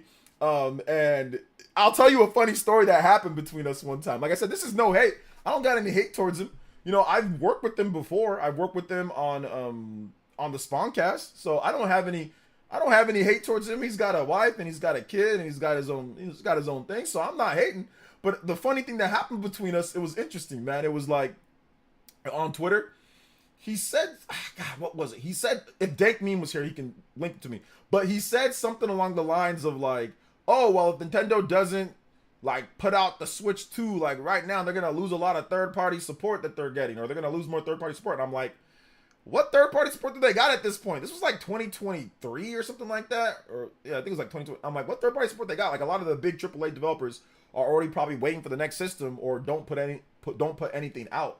Like, what are they gonna lose? Like, what is it? Like, what publishers? And he named all these publishers, and I'm like, yeah, a lot of those guys haven't been putting their big AAA games on the system anyway. Like, they've been doing it anyway. Like, what does it matter? Like, it is like when it releases. So then he followed that up when I said that, and like it was just a normal discussion. He followed that up with, how much is Nintendo paying you to say this? Like, why is, like, how much are they paying you to defend them? And I'm like, how much is Andre paying you to be stupid? Like, to act stupid? You know, at that time, he worked at Game Explain. So I'm like, well, how much is Andre paying you to be stupid? Because why the heck would a company pay someone to say that they're not getting support, that they're not doing as well, that they're not getting games? There's not a single company that would pay someone to say that they're not getting games or they're not getting X, Y, and Z game. That's the opposite of what any company, even if they're not getting it, they're not going to pay someone to do that. So I'm like, well, how, you know, how much money is he paying you to be stupid? And then that set him off. He got mad at that. The real Switch peak year was 2021. Switch sold 28 million plus the games were killing it. Okay. But honestly, the Switch has had multiple peak years. Yeah. Well, there you go. So that's 2 years after what that guy was saying. Yeah, the peak year, 2021, 28 million in 2021. I mean, that was the peak. So that was 2 years after what that dude was saying. That was the peak year, 28 million in 1 year. Started with 2020, then peaked in 2021. So definitely after what, and also the Switch OLED. Once the Switch OLED came out, that was incredibly popular too at the end of the year. So that's to Justin. Thank you for the $3, Justin. Appreciate that. So yeah. People buying garbage or not, that's irrelevant. That's not, your personal opinion does not matter. Like, how many times do we got to tell you what you personally think does not matter? Cool, good. That does not matter. That does not matter. Your personal opinion on Pokemon games does not matter. Your personal opinion does not matter. Like, that doesn't make your point one way or another. There's games that you probably buy that people think are garbage too. Like, what does that mean? What does it do? I think you're a narcissist. Oh, true. I think even Joey Ferris isn't that dumb, especially once he left Game Explain, funnily, yeah. Well, because we started going back and forth from that point, and he's like, what's wrong with working for someone else? And I'm like, I didn't say there was anything wrong with working with someone else, but I think you kind of realize what's wrong with working for someone else now. Like, they can just fire you at any point. Heck, anybody can fire you at any point. I mean, like, really, to keep it a buck. But yeah, then he tried to act like a victim. He tried to like play like a victim, like, oh, well, you started it. You know, you started personally attacking me. And I'm like, bro, you're the one who said they're paying me to say stuff. So you personally attacked me. You compromised my integrity. So what you mean, you know? King Katie with another $10 JoJo. Mario Party 8 Deluxe got a resurgence once the extra courses came out, which was after 2019. Oh, yeah, that's true. There was that. So yeah. I don't care what you think about Pokemon games. What does it matter? I don't care if you think that they're garbage or not. Yeah, they can be better. But how? That's not relevant to anything that we're talking about.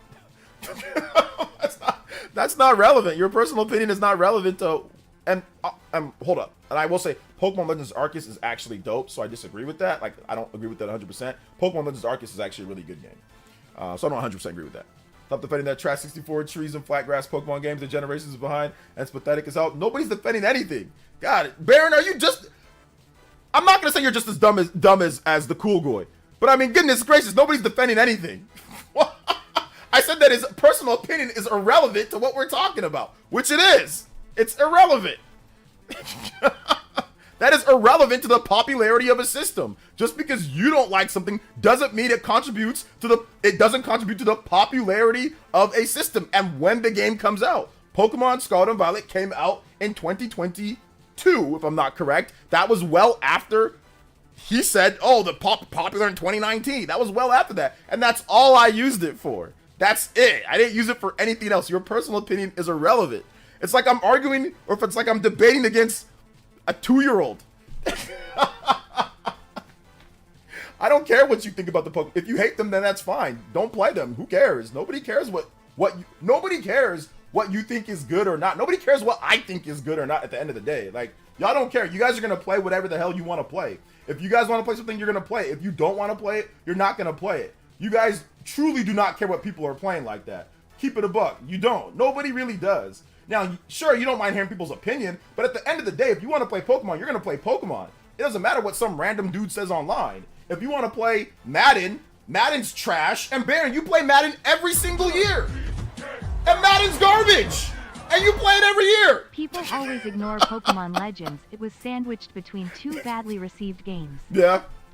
Yeah, that's true. People do ignore Pokemon Legends. So people will play whatever they want to play. People play NBA 2K. That game sucks too. People play NBA 2K. People play all sorts of stuff. So it doesn't matter what anybody actually says what's good or bad. At the end of the day, you're going to play whatever you want to play. Like if you want to play it, you're going to play it. So yeah. You're going to play it. You debating the window, Jay, where so far the original topic doesn't matter. The goalpost out the stadium. Oh yeah, absolutely. OJ, you excited for the Mega Evolution to return to Pokemon Legends ZA? Absolutely. I will herald and defend Pokemon against the world. You gotta talk to Baron then. Baron, if you mention Pokemon, Baron will go off on you. So yeah. Joey, the worst video at Game Explain was definitely did Switch made Nintendo boring video? Oh, it was per revisionist video. F all that. F Pokemon Company have the same damn bad automation as the damn GBA. Pokemon is the bottom of the barrel trash. Oh, games. That would be 1-2 switch. That would be 1-2. I think 1-2 switch and everybody 1-2 switch. That's bottom of the barrel. But maybe slightly in sharing the same water. But no, Pokemon Legends Arceus is actually dope. Let's see. I'm going to use your live stream to air my various Nintendo grievances. Hope you do not mind. Oh no, that's all good. That's fine. Everybody's like I said, everybody has their own opinion on what's good and what's bad. And like I said, Baron hates Pokemon, but he also plays Madden, and Madden is trash. Like Madden's garbage. The funny thing about Madden, Baron knows Madden is bad, and he still buys it and plays it every single year. And it's bad, and he knows it's worse than the older Madden games. He knows it's like 10 times worse than like the older Madden games, like way worse than the older Madden games. And he sits there and acts like they're good. That's the funny thing. And he'll sit there and buy the Madden games. And I don't say nothing. I don't say nothing to him when he sits there and talks about, I'm playing Madden this year again, you know? Again, Madden. And it's bad. They're bad. Let's see here. Man, I still need to play Arceus. It's on my wish list. Yeah, it's good, dude. Arceus is actually dope. If Felipe Madden's goated, though, sure it is. Sure it is. Sure it is. Monolith Soft should be the work on Pokemon, not just Game Freak. That's the thing. Monolith Soft is not gonna work on Pokemon, guys. You guys realize that, right? You guys know that. SK Massive. Shout out to SK Massive is here. Let's I remember that video, the revisionist history video. I remember that. It's boring. He made it. No, I actually saw it on my. He made another video, like the same thing. I think it was something like I miss Desperate Nintendo. I almost commented, but I'm like, you know what? Let's let him have his video. Let him whatever. And like, you know, he was just basically. It's like back when they gave us, I don't know, Punch Out for $10, like Punch Out Wii for 10, like just a bunch of old games, a bunch of crap, you know, or whatever. It's like, oh, they're desperate because now you can get Mario, or you can get Punch Out for $10 on the Wii U. It's like, okay, I already have the physical copy that I can play on my Wii. Okay, but you know, sure, I guess. Punch Out on the Wii for $10. Desperate. I love Desperate Nintendo. I can play a bunch of old games for cheap. It's like, okay, sure. Yeah, Monolith Soft is not working on Golden Sun. Monolith Soft is not working on Golden Sun.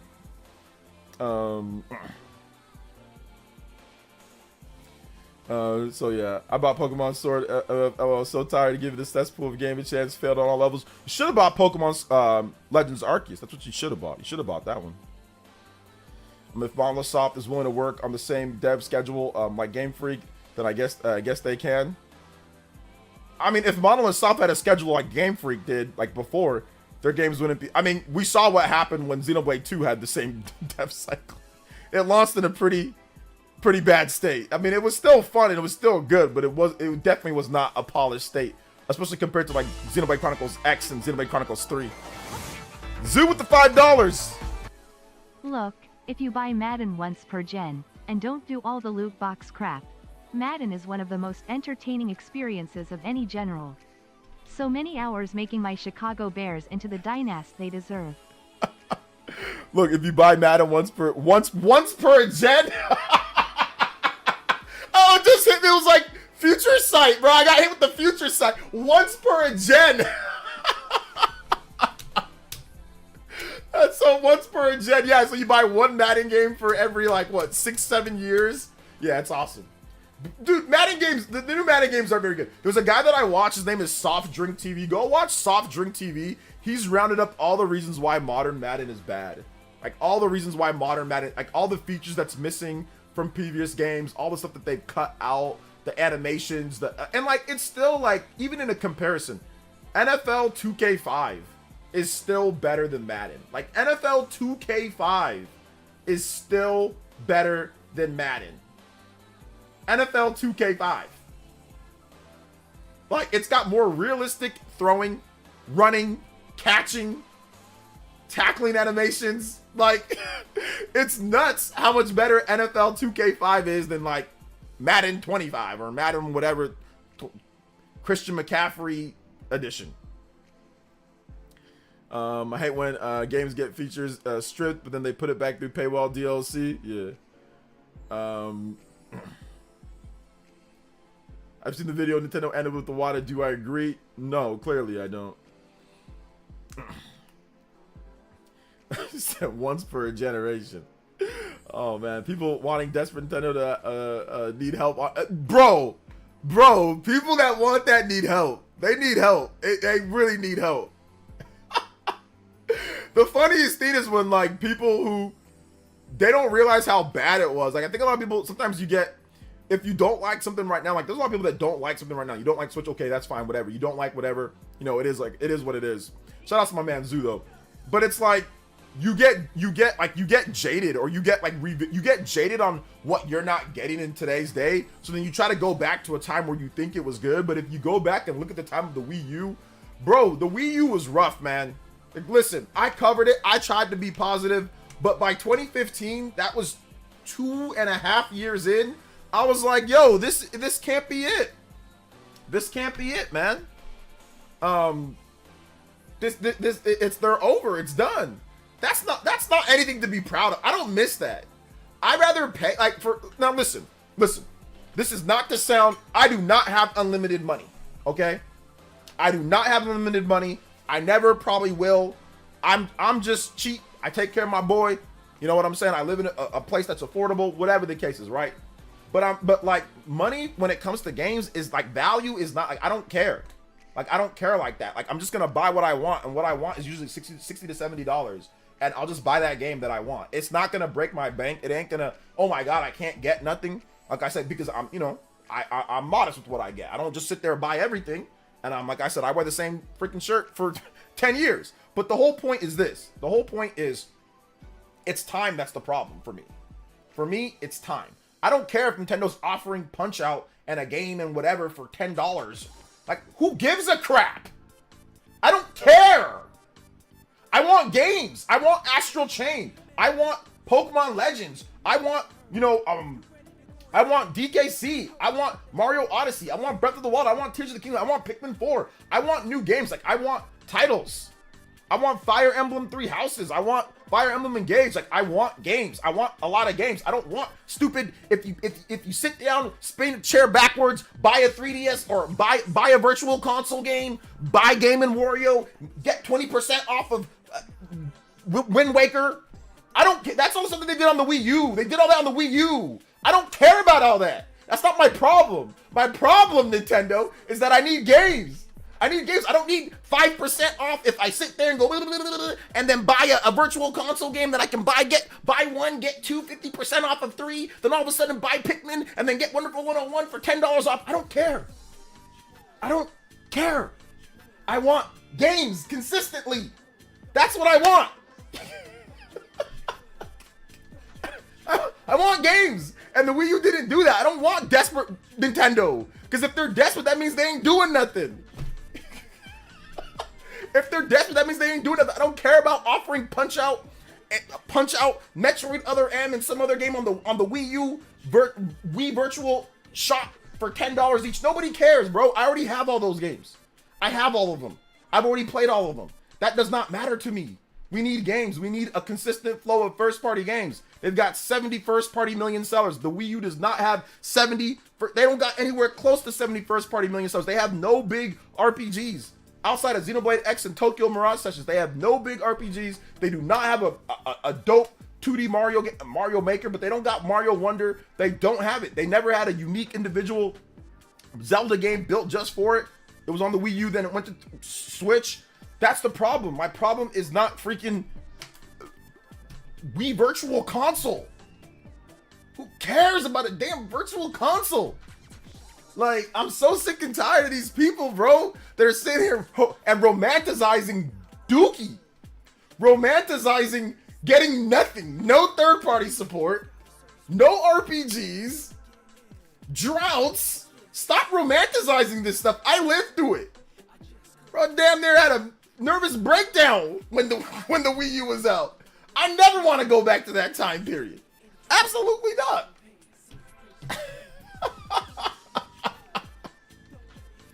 King Cagney says, I love Scarlet. Been playing Pokemon since 1997. No, it wasn't Zelda or Mario, but they tried to step outside their comfort zone and appease the fans. People will complain about everything. Yeah, like, I'll say this right now. I agree with Baron. There's a lot of stuff that's trash about the Pokemon games. I agree that they definitely could be better. But if you... Scarlet and Violet was the most fun that I had playing a single-player Pokemon game since the DS days. Like, the single player is actually legitimately great. The battling mechanics are great. The story's really, really good. It's just the frame rate and the resolution and the graphics aren't great. But the combat stuff around it is really good. So yeah, that's my take on Pokemon Scarlet and Violet. Pokemon Scarlet, yeah, it's the most fun that I've had since like Black and White 2. Like that's the most fun that I've had in a and I'd probably say I had more fun single player wise than maybe Black and White 2. Black and White was okay. It was pretty good. But like the 3DS Pokemon games, those were good too. But I did not have as much fun playing those games in single player, at least, than I did with Scarlet and Violet. So, no way it's better than Arceus. I had a lot of fun playing Arceus. Yeah, I like Arceus more in some ways compared to Pokemon Scarlet and Violet. Like Pokemon Scarlet and Violet does, like, the frame rate's bad, but the game flow is better.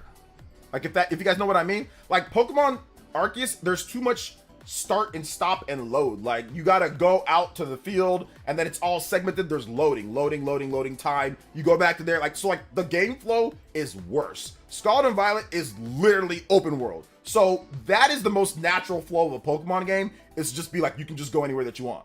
You have all these different places that you can go to. If it ran good, it would be so much better. But the game flow and structure is better in Scarlet and Violet. However, the performance is not as good. Arceus has some really cool things, but Arceus also has no multiplayer. I did play some multiplayer and I got into that, but the flow of the single player in Scarlet and Violet has a little bit better flow. Plus, you have different campaigns. So you have, oh, we're doing this type of boss battle, or we're doing gym challenge. We're doing these crazy things with team whatever that I was fighting against. We're doing these big, huge Pokemon battles. So like you have different types and styles of the single player campaign. Pokemon Legends Arceus is essentially just, okay, it's more about just like throwing Pokeballs, like and like collecting Pokemon. That's really what it's about. It's like a good, at least for me, a good version of Pokemon Let's Go. Pokemon Let's Go has an okay idea, but I did not like the execution. Pokemon Legends feels like, okay, this is really Pokemon, but a better executed idea of just catching a lot of Pokemon. Pokemon Legends seems more fleshed out, seems way better. You're making the first Pokedex in the region. The story's good. There's a lot of good things with it, but once again, it's not true open world. There's a lot of loading times in between. There's some weird stuff with it. Scarlet and Violet has way better game flow. The game flow in Scarlet and Violet is better. The campaigns and how they do it, and the last part, the Area Zero, definitely blows away Scarlet or Legends Arceus' last area. Area Zero is dope. So that's what I would say. That plus, obviously, like the replay value of Scarlet and Violet is better than Arceus. But yeah, Arceus has some other stuff. Like there's a lot of things that I like in Arceus more, you know. Let's see, the one thing Scarlet and Violet could have done better is level scaling. Yeah, level scaling definitely could have been better. I agree. Yeah, I agree with that. They also did some unique combat stuff in Legends. Yeah, Legends was great. I love the strength style, the speed style. Like I love all that. All that stuff is really cool. It's really dope. Can't enjoy the stream tonight because I have to work again. Oh, hey, love you too, brother. Thank you for coming out, Roger. Tell YouTuber like to be negative when it comes to Nintendo, no reason. No, there's nothing wrong with being negative. Like if you're negative like constructive criticism, I think is good. Like the fact that people were constructive against Scarlet and Violet, I was constructive against it. I don't know why Baron thinks that I'm not. Like literally, I don't know why Baron thinks that I'm always just defending. Like if you watch my videos on Scarlet and Violet, I talk about, hey, they need to do this, this, this, and this. Like there's there's issues with X, Y, and Z. But that doesn't mean that there isn't good things in the game. Like you can evaluate it in both ways. Like you can say, oh yeah, this is bad, and then like this is good, but overall they need to fix X, Y, and Z, fix all this stuff. Scarlet and Violet was obviously one of the biggest games for Pokemon tubers. Pokemon tubers literally made a killing off of Pokemon Scarlet and Violet because yes, ran bad. Yes, look bad, but man, the game was actually, there's a lot of good things in the game. They did not make that type of money with Pokemon Sword and Shield. Like even after like they got matured and the meta and all that kind of, people just weren't doing that with Sword and Shield. Scarlet and Violet brought a lot of like really cool Poketubers to the forefront. Obviously, Philly Beats You, he's been one of the prominent ones. Scarlet and Violet boosted his channel to unknown heights. Then now he deals with so many companies and stuff now, and he's being invited everywhere. So Scarlet and Violet was a much better overall game when it comes to certain things, but once again, unforgivable when it comes to the performance of the game and all of that. Like and that's the crazy thing. If the performance was just better, man, imagine how much better the game would have been. Because it literally, like one time I had to stop playing because it was so bad in the water area. I had to fly out of the water area because the frame rate was so bad. Like, so I just didn't explore the water area. Like, I just didn't explore the big water areas because anytime that I went to the big water areas, the frame rate would tank on the game. So like that type of stuff is like, oh man, like that's like one by itself. That's like one whole point deduction for me, like a point or a point and a half. The fact that it's like the frame rate's so bad in like the water area, I can't even explore it and fight because it's just like chugging. Nah, like that's not good. You know. Gotta wonder how they would evolve the formula in Legends ZA. Yeah, we gotta see. I mean, Mega Evolution's gonna be good, so that's definitely gonna be a good thing. So yeah, definitely for Legends Arceus because the world looked better, and the gameplay loop was fun as well as the real side quests. Yeah, I mean, don't get me wrong, Legends Arceus is dope, but there's something about Scarlet and Violet to me that just adds a bit more variety to the flavor of it. And once again, like the loading to me, like the loading and like you go out, then you come back, and then it loads, and then it loads, and then it loads, and like each area is like that. Whereas like Scarlet and Violet, it's like you can just go wherever you want. So once again, like game flow and just like for variety's sake, like a lot of time in Scarlet or in Arceus, you're just like throwing Pokeballs, which is still fun. It's still fun to sneak up on Pokemon and throw like, but like the boss battles aren't necessarily great. I mean, you're just jumping around and throwing like a bag at them. Like, I don't know what they're thinking with those boss battles. Some of those boss battles, you're just jumping around and throwing like a bag at the Pokemon. Like I don't know what those were. But yeah, Scarlet and Violet definitely had better like boss battles. Like the Arvin stuff was way better. It was like way better. Like their boss battles in that game was way better. So I'll say that. But yeah, obviously, you know, the world and performance and stuff. But yeah, if the performance on Scarlet and Violet was better, I don't know if I could even say like the world. I think the world in Scarlet and Violet is better overall than the world in Arceus. Like in terms of like the size and where you can go and what you can do and how you even navigate the world. Arceus is great because it transforms like the different things, but in Scarlet and Violet, you just have like your Pokemon can do everything. It's just that one Pokemon and he can do everything. You don't gotta switch, you know? So yeah. So these guys missed the days of Pokemon of Nintendo not really localizing JRPG and have gotten region lock. I just think they missed the days of Nintendo just being a bum to clown all the time. Okay, bum to clown all the time. I don't know, man. I don't know. I don't know how anybody can truly miss I mean, listen, the Wii U era. It's interesting. There's definitely some things that are cool about the Wii U era. Like, don't get me wrong. Like, there's some stuff that's good about it. Xenoblade Chronicles X is good. I mean, obviously, you know, you had Mario Maker, you had Splatoon 1, you know, you had Wind Waker, you had Mario 3D World. Like, there's definitely a lot of good things. But yeah, it's not quite to the level of what we saw with the Switch. But what can you do in the world? At least in Arceus, the Pokemon are enemies that actively hunt you. Yeah, but in Scarlet and Violet, he says, what can you do? Like you go to their habitat, and, like, you catch them too as well. It's not just about just throwing as many Pokemon balls and, like, you know, doing that. And, like, they attack you, but, like, they don't really, like, you throw the Pokeball, then the battle starts. You know what I'm saying? Like, because you can't fight the Pokemon yourself in the overworld. Like, you just okay, you want to catch them? Okay. You can't try to catch them, or you want to fight them? Okay, you can fight them. But essentially, it becomes the same thing. You just fight them.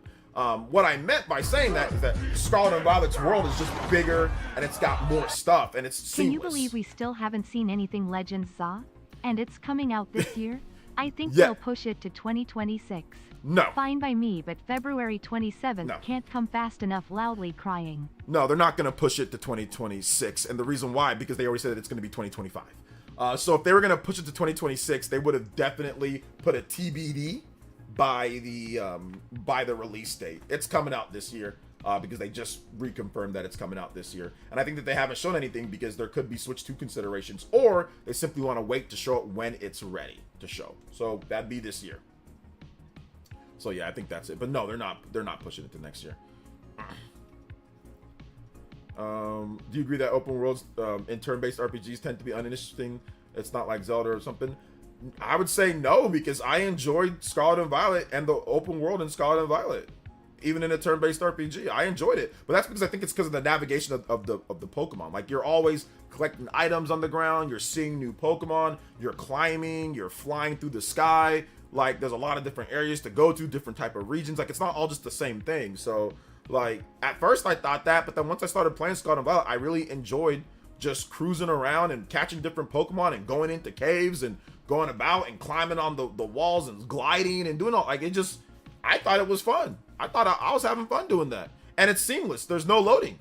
You know, there's no loading at all. You can just, I mean, yeah, the frame rate ain't the best in a lot of places, but you can just go from place to place. It doesn't break, the immersion's never broken. You can just go from place to place anywhere that you want. You can fly, and the loading time from flying doesn't take too long either. So you can go wherever you want. So I actually think it works for Pokemon. For a Pokemon game, it works. Like, Pokemon games aren't going to be like, you know, like a modern Pokemon game. You're going to have some open-ended areas. And if you can make it a seamless open world in a Pokemon game, I think that might be better, you know, than routes. Like, routes are okay, but like routes are like, that's a limitation of the Nintendo Game Boy, you know, or like the DS. That's not because they didn't want to do bigger areas. That's because the limitation of the hardware. So, for me, bigger doesn't always mean better, because the Scarlet and Violet's open worlds doesn't have much to do. See, that's the thing. Like, I felt that it did. I know it doesn't, but I felt that it did because I was always collecting items and seeing different Pokemon and catching them in different environments. So I felt that it did have a lot to do. If it didn't, I swear I'd say it. I sizzle with the $10. Let's go. But I felt like with all the different base camps that you can go to, like, you have a bunch of different base camps. You have 3 separate campaigns. So you always have a bunch of different, like, Arvin's over here. He's here. The team, whatever that team that you fight against is, whatever the bullies and whatever, they're all littered all about. You have the gyms that are littered all about. So there are a bunch of different things that you can go do. Plus you have a bunch of different environments with the Pokemon that you're going to catch. So yeah, it's like, yeah, you think that there's nothing to do, but there actually is. There's a ton of different things to do in the world, because all of those places are spread out. You have Pokemon outbreaks. You have obviously the what's that one thing that's called, like, where you go and you do like the battles, like the 4-player battles. You have the 4-player battles, you know. So when people say there's nothing to do in there, it's like, no, there is. There's a bunch of stuff to do in the world. Like, there's a bunch of stuff. That's why they have all the different campaigns and all that. You have the Terror Raid, the Terror Raid, you have the outbreaks, you have all the different stuff that's going on in the world at the time, you know. So you see a bunch of little icons on the screen. It's not like they're all empty. There's a bunch of different icons for you to go to. So I mean, I don't know what game you guys were playing. Maybe, I don't know, maybe I'm misremembering it, but I remember just being able, like, always being intrigued on going to the next thing, collecting stuff, seeing different Pokemon, seeing different caves, seeing different places to go. I remember it being pretty engaging. Yeah, it didn't run great. Yeah, it didn't look great, but I remember being engaged with a lot of different stuff to do and all the different campaigns. That's what I remember. But like I said, maybe I'm misremembering it. Shout outs to Ice Sizzle. We haven't done the JoJo. We haven't been doing the JoJos. We have not been doing the JoJos. Thank you for the $10, Ice Sizzle. JoJo boys, let's go.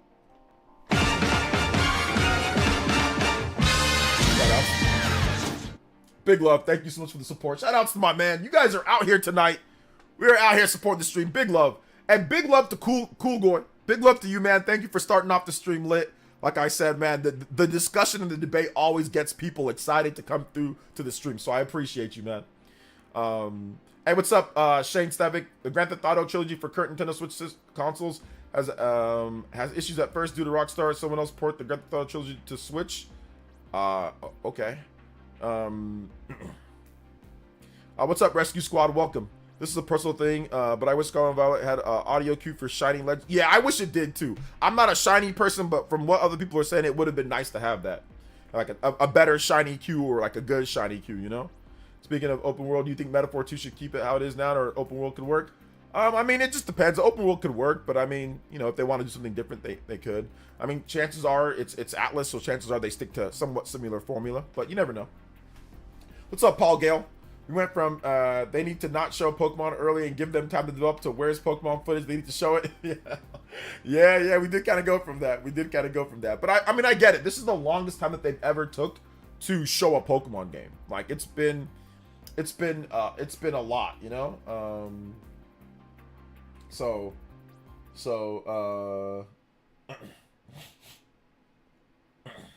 it is what it is. Yeah, I guess PSN is down. What's it called? Dreamcast guy made a video saying that PSN is down. So yeah, there you go. PSN's down, guys. I'm sorry, PSN's down. Good thing I don't care because I don't play PSN games. I can go play Visions of Mana right now, or I don't play games online. I can go play Visions of Mana right now. And I'd be completely fine by playing Visions of Mana. I played Visions of Mana yesterday, and it's good. I just mash buttons. Well, I know what I'm doing, but you guys know what I'm talking about, right?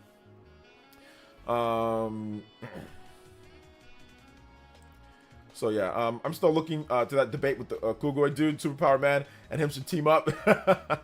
Maybe.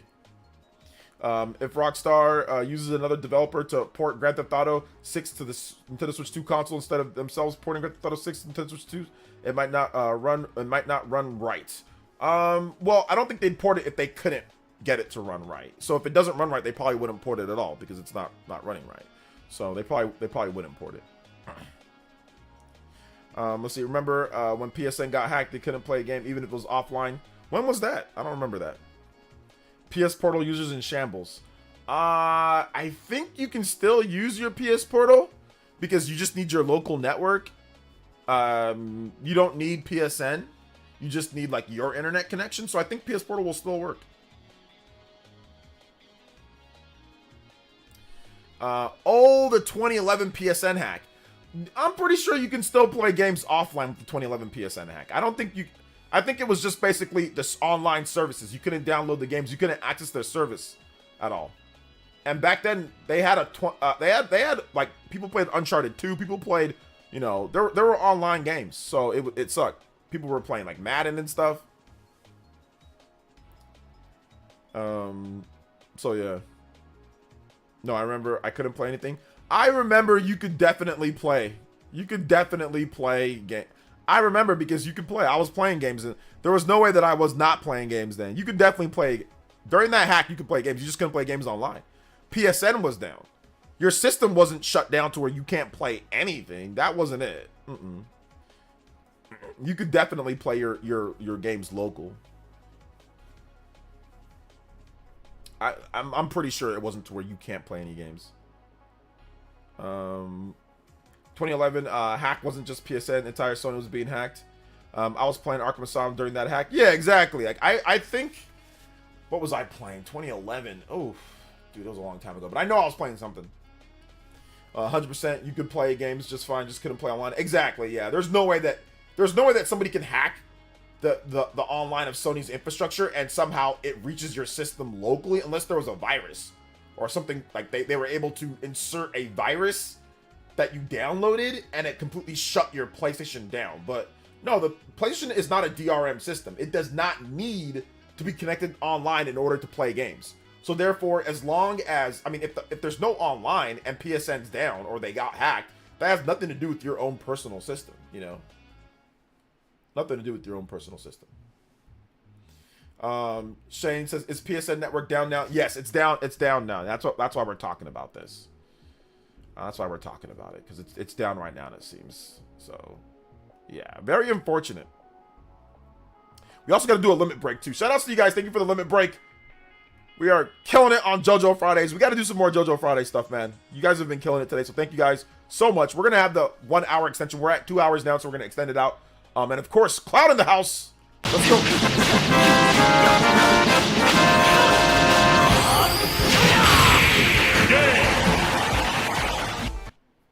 So I started XC2. I personally feel it starts slow compared to 1, but I know it'll get better as I get further. Absolutely. Battle system feels more complex than 1. It is. Yeah. It definitely starts off a bit slower, and there's a lot of things that are kind of like, that can get you to stop playing in the first number of hours. But yeah, it's a bit more complex. Obviously, there's 6 characters on screen between the two, and then of course you have a more complex chain attack system. And just more stuff, obviously the affinities and the blades. So yeah, it's definitely more complex. It picks up though. It picks up for sure once. Really, I mean, you don't need to use all the different blades. You really just need a few. You really just need to get Mithra.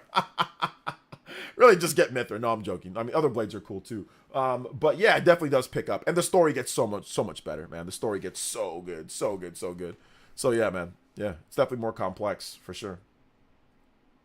Big love, though. Thank you so much. I appreciate that. Big love to Anonymous with the $5 dono. Appreciate that, guys. Remember, if you drop a dono, make sure you put your music request in there. And I will play a track for you if you drop a dono. Shout out to Ice Sizzle. JoJo boys as well. I owe you guys a ton of JoJo Fridays. So let's do it. Big ups for the big donos today, man. You guys have been incredible. Bead Queen dropped the 150. Bead Queen, please request some more music. Bead Queen. King Cagney dropped multiple 10s. JoJo's. So big love to King Cagney. If you guys, King Cagney or Bead Queen, if you want some more music, please let me know, and I got you. Bead Queen asked for 1 song and she dropped 150. So definitely gotta do some more songs for Bead Queen. Big love to King Cagney. Thank you for the 5 gifted, man. That was during me when I was debating that one guy. Thank you so much. Appreciate that. Yo, Vatson, what's good? Shaw X, what's up, man? Welcome to the stream. Okay, I just looked up the Wikipedia page. Yeah, y'all right. That's why I wasn't able to play BioShock 2. When I had the whole weekend wasted. No, it's all good, man. It's all good. Yeah, I mean, you could play it. You could just play it offline. You could just play it offline. You know. You couldn't play it online. You couldn't play it online. So online games didn't work. You were probably really. I think you were kind of young when it happened too, right, House Gang? So yeah, you probably just misremembered. PSN down during the Wilds beta.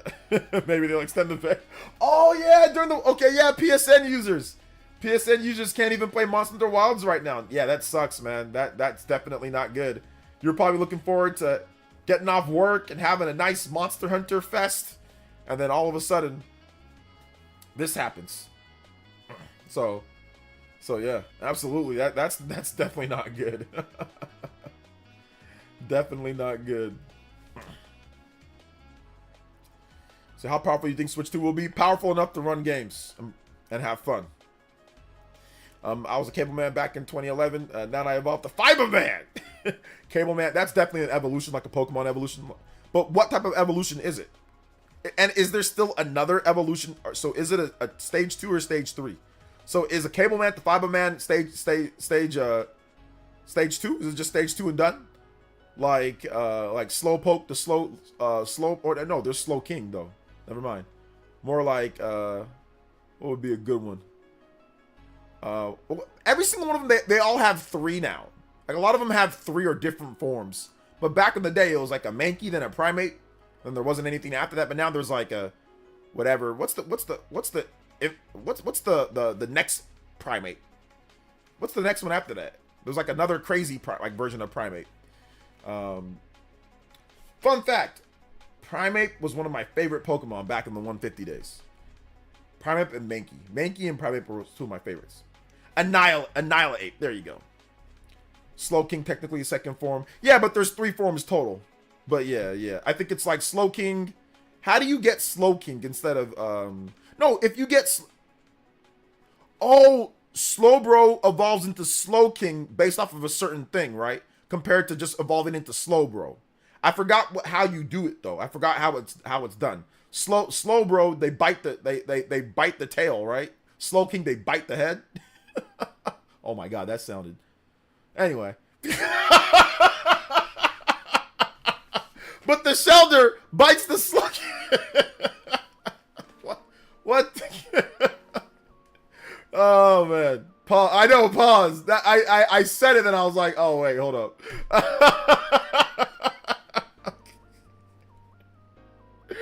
Oh man, yeah, that sounded terrible.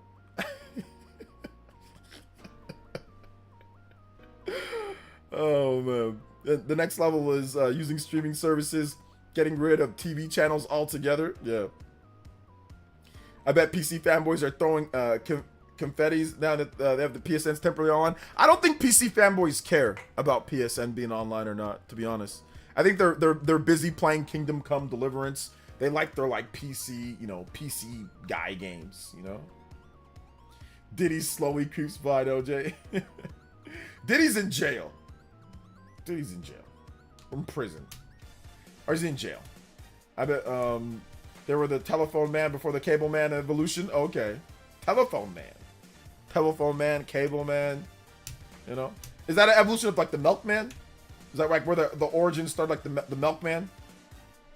Paperboy. You start out as a paperboy. Paperboy. Milkman. Telephone man. Cable man. Fiber man. What's next? Multi-tiered evolution. I think people stopped caring about console war in 2016. Why? Most people don't care about console wars. Like console wars, in terms of what people actually care about, the most craziest it's ever been was Sega versus Nintendo. The Super Nintendo versus the Genesis. That was the most. Literally everybody spoke about console wars at that time. Like everybody spoke about Sega versus Nintendo at that time. Like every single gamer, pretty much. It's not like that now. This is the crazy ones that speak about it. Hey OJ, have you tried out Mai in SF6 yet? Not yet. She is pretty nice.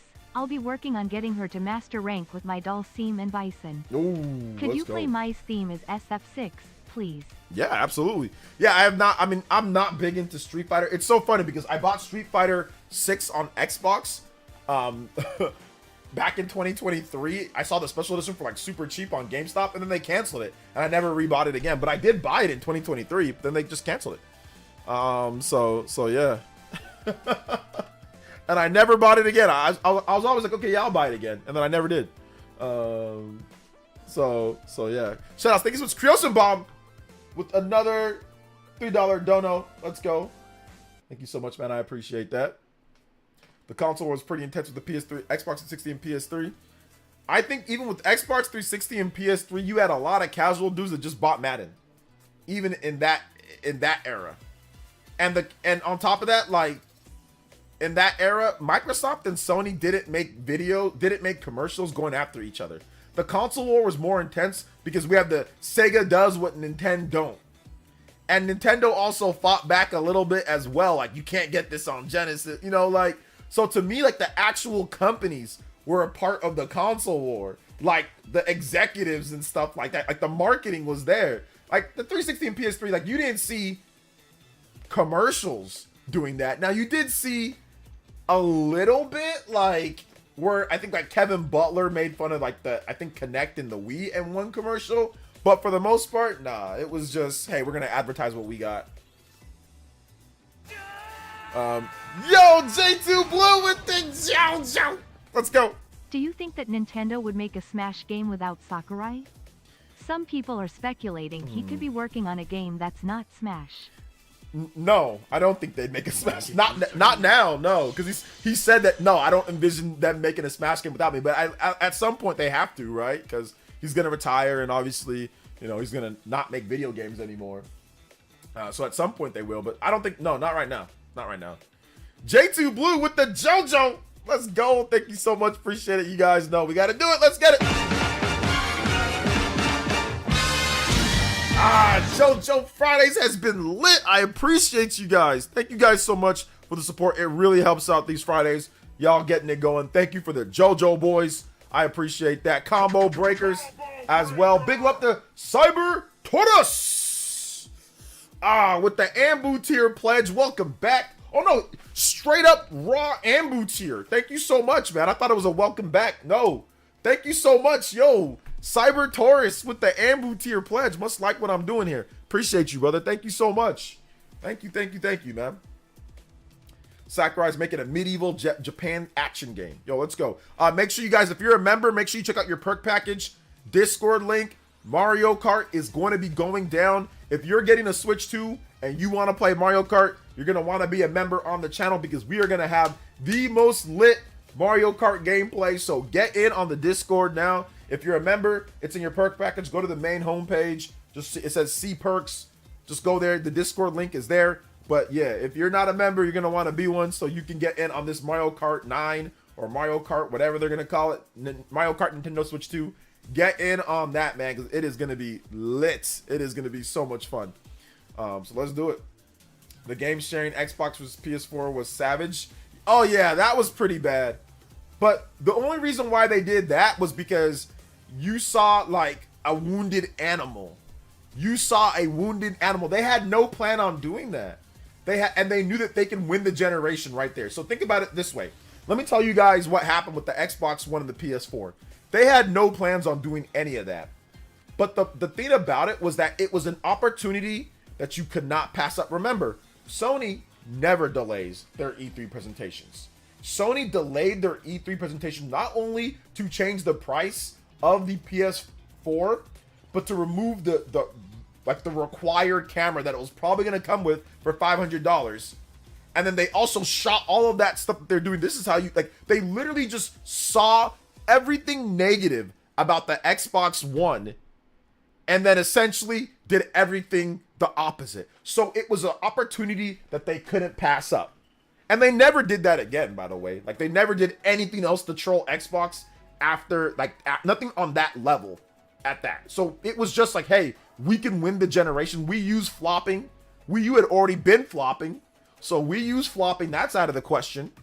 We can end it right now. So that's what happened. And they ended it. They didn't even need to do a lot. Like, when it comes to the, like, they literally just ended it right there. They won E3 by a landslide, and everyone bought a PS4. So, Future Millionaire with the $5. What's up, OJ? Do you think that they'll ever remake FF13 or port it over to PS5? Bought Lost Odyssey and Blue Dragon on the 360. I think one of these days they will. You know, one of these days, like in a collection or something like that. So yeah, absolutely. It's so weird how they're both going to do cameras just because the Wii motion controls. Yep. They were both going to do it.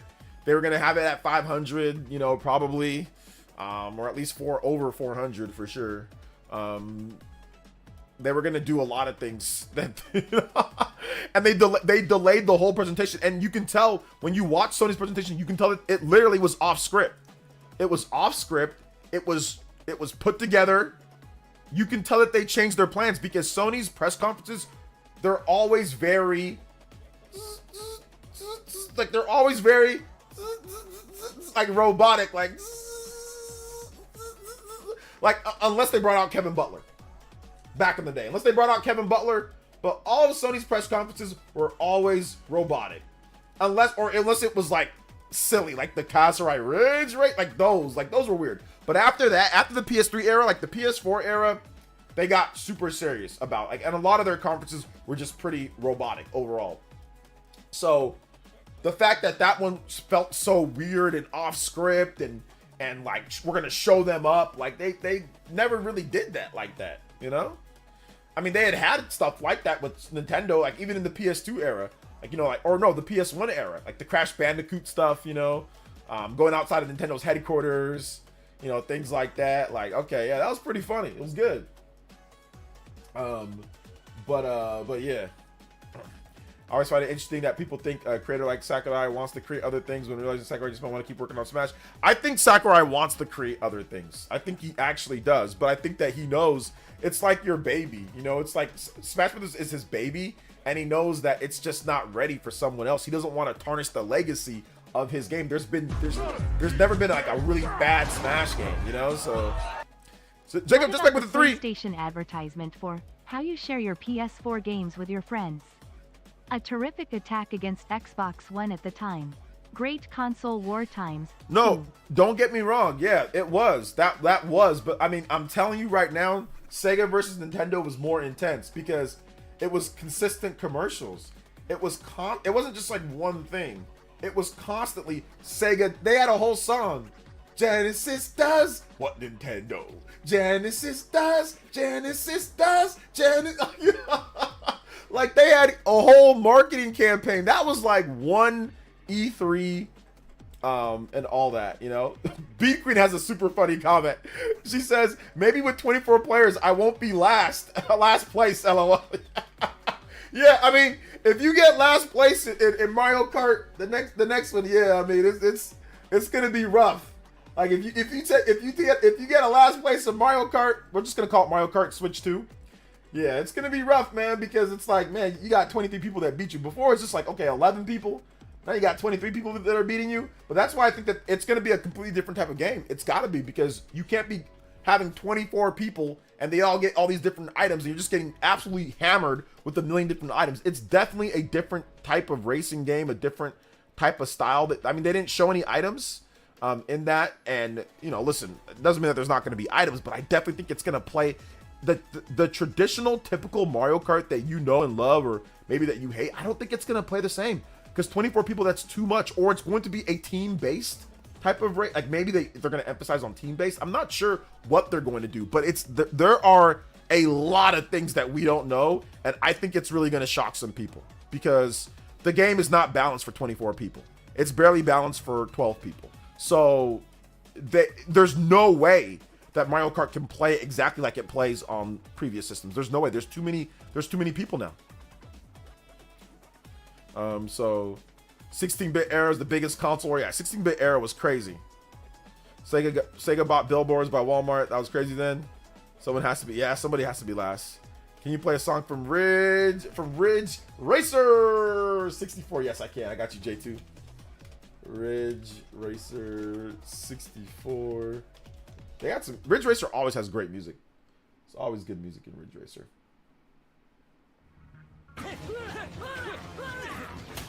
Cyber Tours with a $10 JoJo donate. First JoJo on the stream. Hey, yo, first dono on the stream. Thank you so much, man. I appreciate that.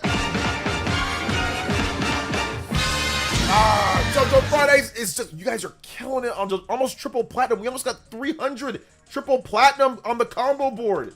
What is going on tonight? Thank you guys so much, man. Seriously. A little bit crazy this week. Like I said, a little bit slower, but man, you guys are just boom.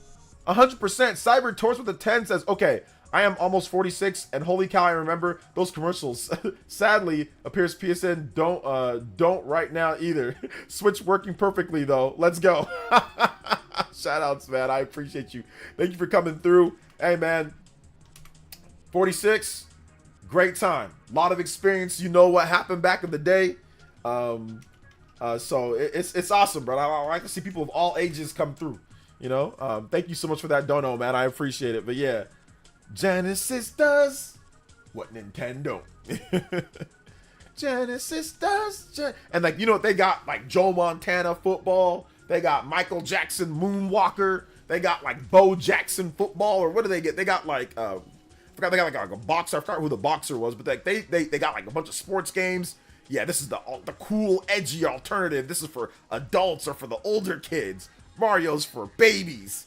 This is for the old kids. Like, you know, like Crisscross make you want to play Sega.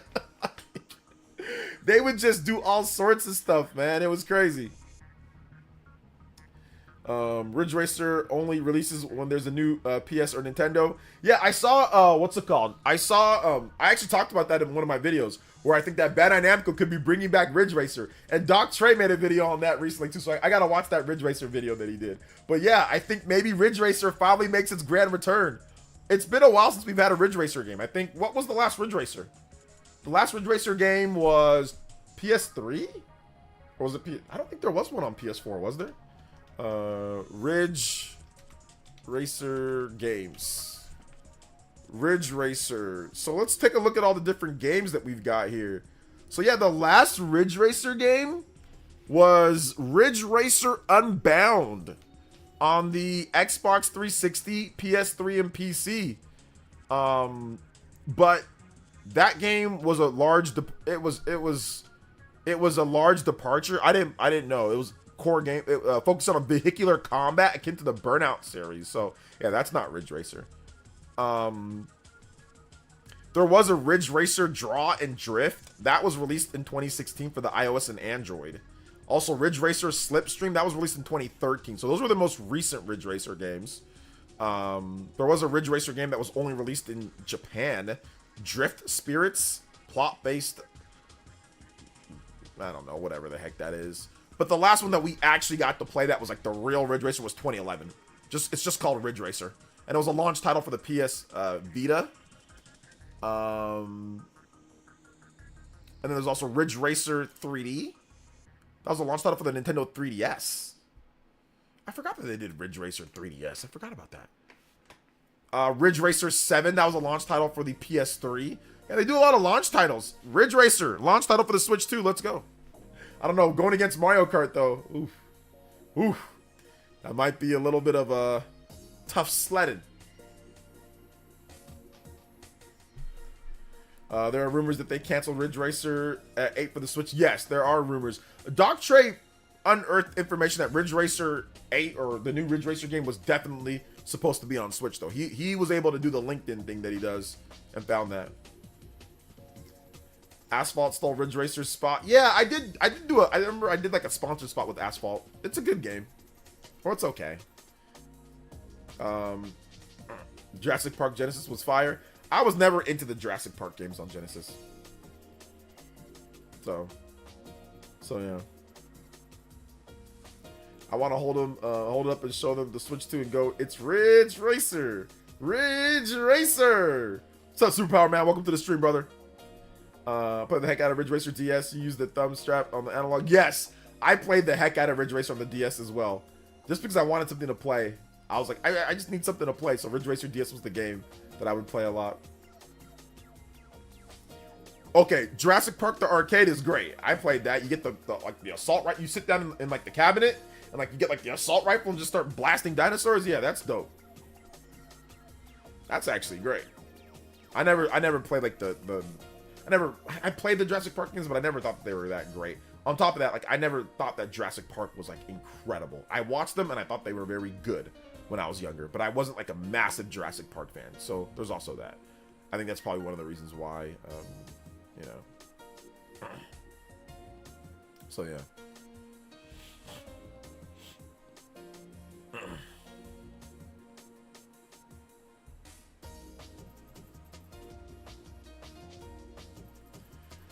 Quality 9 music before I was anonymous. Okay, I got you. Shout out to Ryan Tyler. Let's go. Colony 9 music. I got you. The first one is only worth watching. You know what? I watched back in 2018. What was the new Jurassic Park game or the Jurassic Park movie? I went out on a date before I met my wife. I remember going out back in 2018. I remember going on a date, and me and the girl we went to, that was the girl that super friend zoned me. I don't know if I told you guys the story about this girl. It was so funny. So let me tell you all the story about this girl. After this dono. Justin with the $3. I linked a commercial to show how Sega was back then. It's short. Oh, okay, Wow. cool. Where'd you link it? Did you link it in the chat? Excuse me. Oh, sorry about that, guys. My bad. Where'd my water go? I could have swore I had water here. What? I didn't bring any water in here? Give me 1 second, guys. Let me go grab my water, and then we'll play that commercial.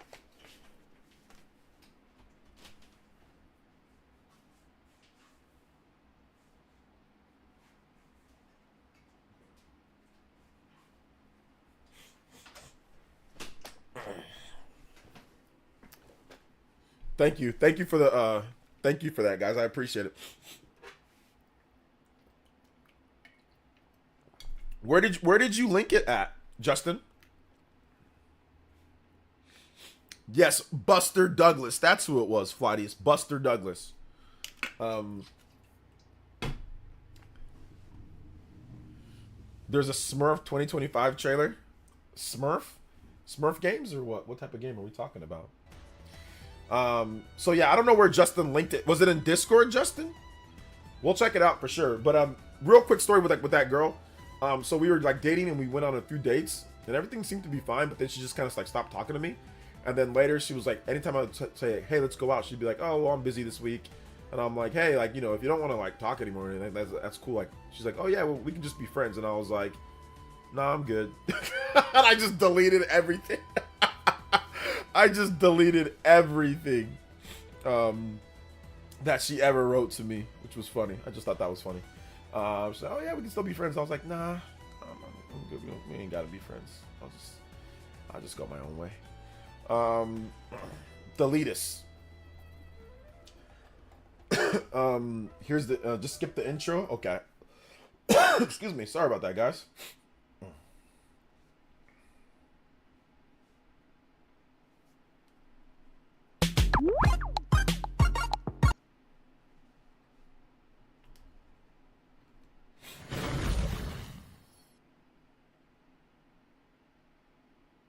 All right, here we go. Here we go.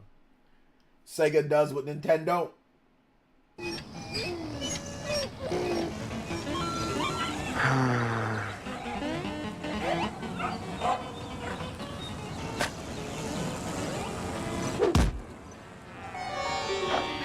Whoa.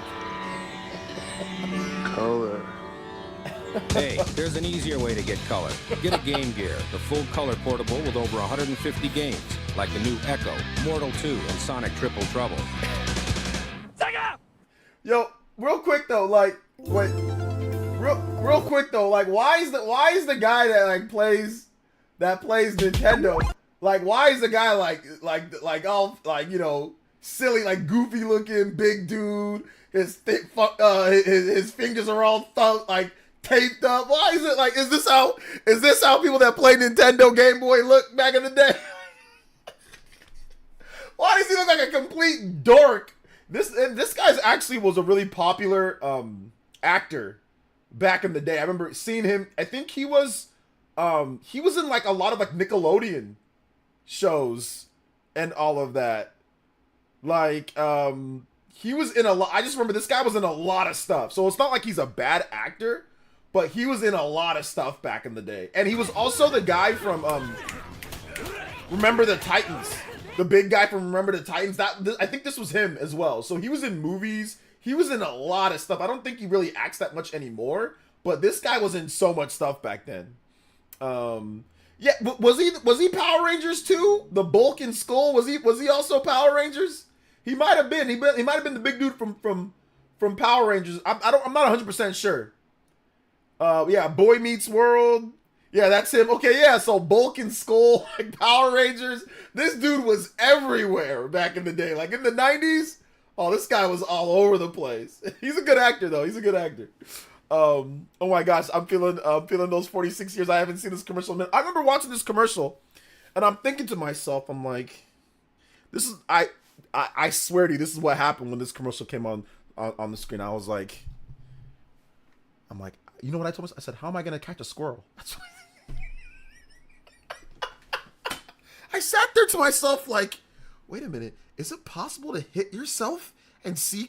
Is it possible? That's literally what I said. I was like, is it possible to hit yourself and see colors? So if I did that, would I get colors on my Game Boy?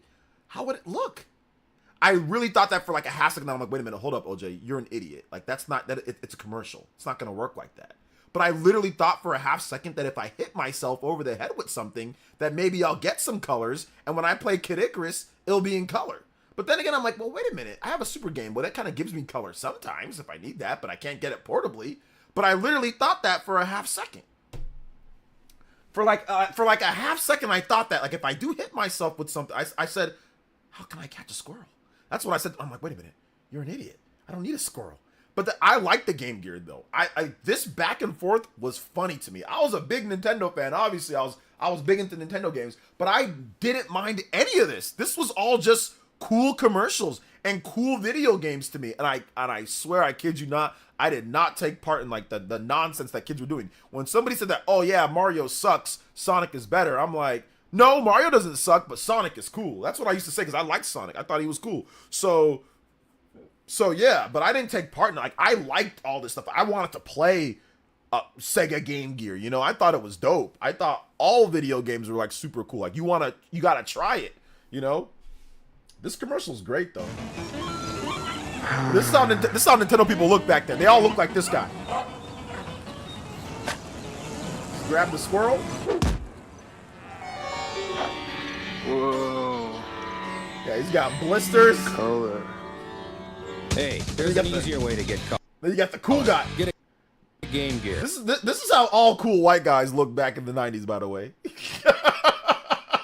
They all look like some form of like Drake from Uncharted or like Jeff Keighley. They all look like some form of Jeff Keighley or Nathan Drake from the Uncharted series. Like, that's how you knew you were a cool white dude back then. You got to look something like this, which is okay. There ain't nothing wrong with that. All black guys that were cool, they all look like the Black Power Ranger. They all look some form of the Black Power Ranger or like Crisscross, you know? I do not have a Hispanic representative, so don't ask me on that one. But but I know for black people, it was like Crisscross. It was Crisscross, or it was the Black Power Ranger. For white people, it was definitely this guy, whatever this guy is, this prototype, the square head and all that, with the hair, the same type of hair and everything. So yeah, Slater.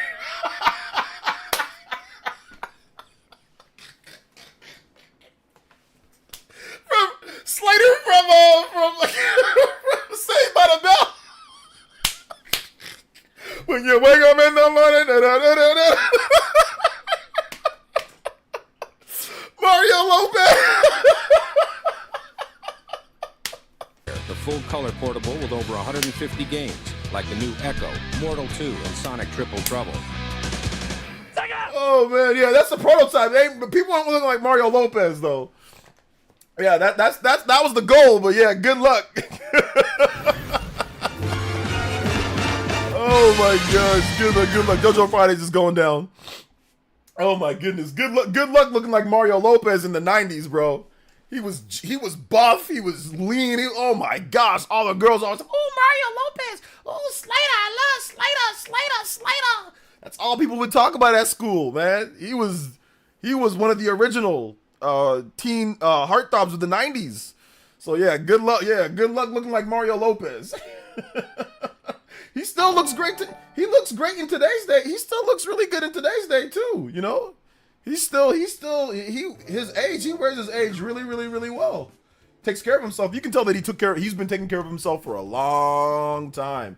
He's been eating good and he's been exercising. He's been taking care of himself for a long time. That's what I want to do, man.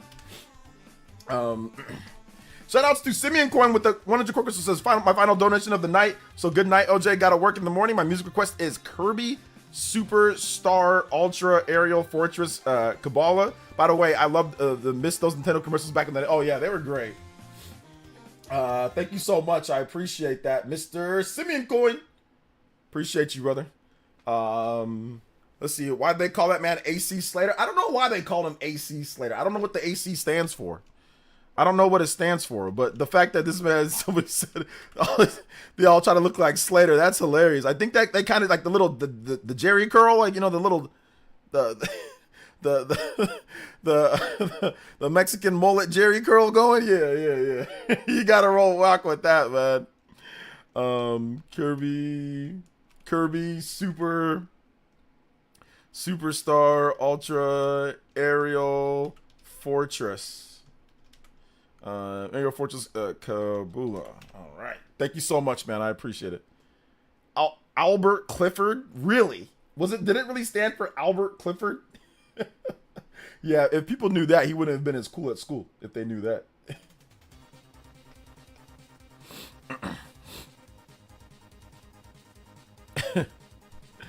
Oh man, that's good stuff, dude. That brought me back. I used to always watch Saved by the Bell. I thought the show was really good. I thought the show was really good. I liked it a lot. It wasn't like my favorite show, but it was definitely a show that I watched and I remember fondly and just remember watching with my brother and my sisters. So yeah, I remember watching Saved by the Bell, Step by Step, Family Matters, hanging with Mr. Cooper, Smart Guy. That's a little bit later, but he's a smart guy. You guys remember Smart Guy? Smart Guy. Sister, Clarissa Explains It All. Oh my gosh, the list goes on. Secret World of Alex Mack, Sabrina the Teenage Witch. That was a little bit later too, but yeah. All sorts of stuff. Oh yeah, can't forget Fresh Prince of Bel-Air. Oh yeah, Fresh Prince was great. One of the that was probably one of my favorites, if not my favorites. Martin, oh man, In Living Color. I wasn't a Friends person, but people like Friends, but I didn't like Friends. But yeah, my brother really liked Buffy the Vampire Slayer, and I did not like Buffy the Vampire Slayer. I mean, it's not that I didn't like it, but whenever I watched it with him, I just wasn't feeling Buffy the Vampire Slayer. But my brother really enjoyed that show. My type of guy who never texts back after the first date. What? I was living the Screech lifestyle in high school. looking like Screech. They would call me. Some of them would call me a Black Screech, man. They say you're a nerdy. They'd be like, "Yo, you like Black Screech, OJ?" I'm like, "Oh, okay, sure." What? I used to do the thing that Screech would do too, just for fun. Or they'd say, "Yo, OJ, man, you like Urkel, like on the inside, like you don't look like him or you don't wear the clothes like him, but you like Urkel, like you like a nerd." And I'm like, "Okay, cool." I'm like, "Did I do that?" Remember when Colin went gangs? I remember that. Yeah, that was funny.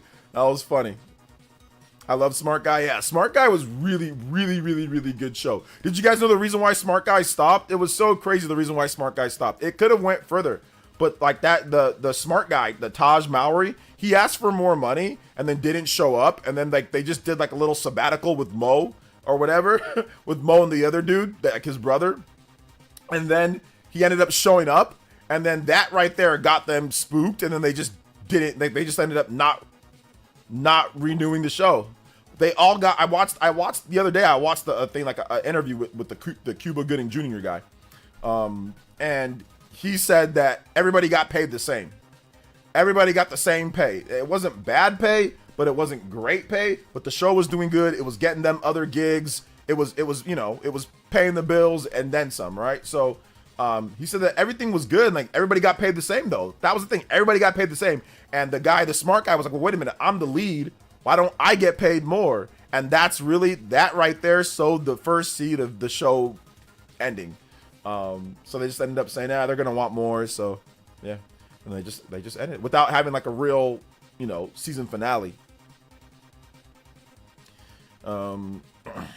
So yeah, that's how it ended. Very unfortunate because it was such a good show. And I remember when it ended, it just stopped. Like it just stopped having new episodes, and I didn't know why it did. It just stopped. So,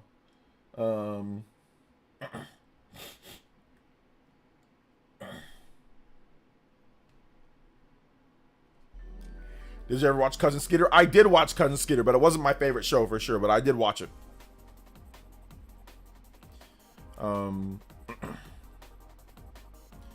Cuba should have paid his taxes. Did Cuba not pay his taxes? I don't know, man.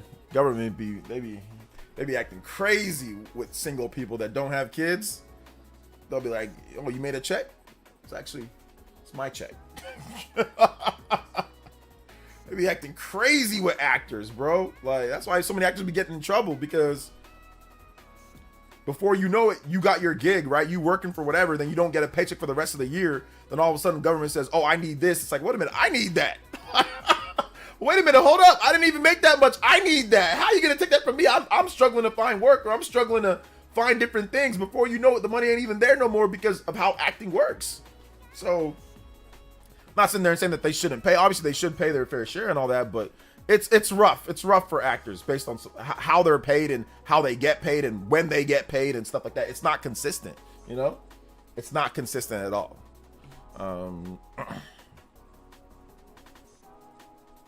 And crash out like the guy who played the kid in Home Alone, Macaulay Culkin. I don't know if it was a total crash out by him, but yeah.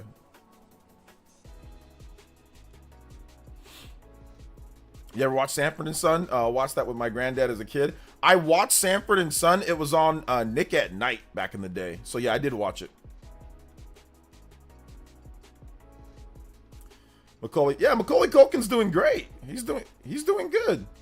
That's what I'm saying. Like, I don't know. Like, he did have a little bit of a crash out because of the situation, like with his mom and his dad. Like, they're divorced, and like the way that his parents tried to like take his money and certain things. So there was like, and like, you know, he had a little issue with drugs, but nothing really too crazy. He was never really anything that bad, but he just felt like, I don't feel like being in the spot. I don't feel like acting anymore. I'm gonna go to school. I'm gonna do other things. And right now he's doing great. He's got. I think he's got 2 sons, or he's got 2 kids. He's married to that one girl from what's that one show with those 2 twins? Sweet Life of Zach or Sweet Life or whatever. Zach and Cody or whatever. Those 2 guys, Sprouse. The girl that the Asian lady that was, or the Asian girl that was on that show. He's married to that girl. So, and they're doing. I think it looks like, and he had his Walk of Fame the other day. I like Macaulay Culkin. Like, I like Home Alone. He was like the biggest star. He was like the biggest child star back in the 90s. He's cool. He's doing all right. He's fine. Brenda Song. That's her name. Yeah, that's her name. Brenda Song. Yeah, Macaulay won in the end. He snagged Brenda Song. Yeah. W for him. Yeah. The girl who played London. Yes, that's her. Thought she was dating a tattooed Chad. Nah, they've been together for a while now. They got kids. Nah, she's been with him for a while.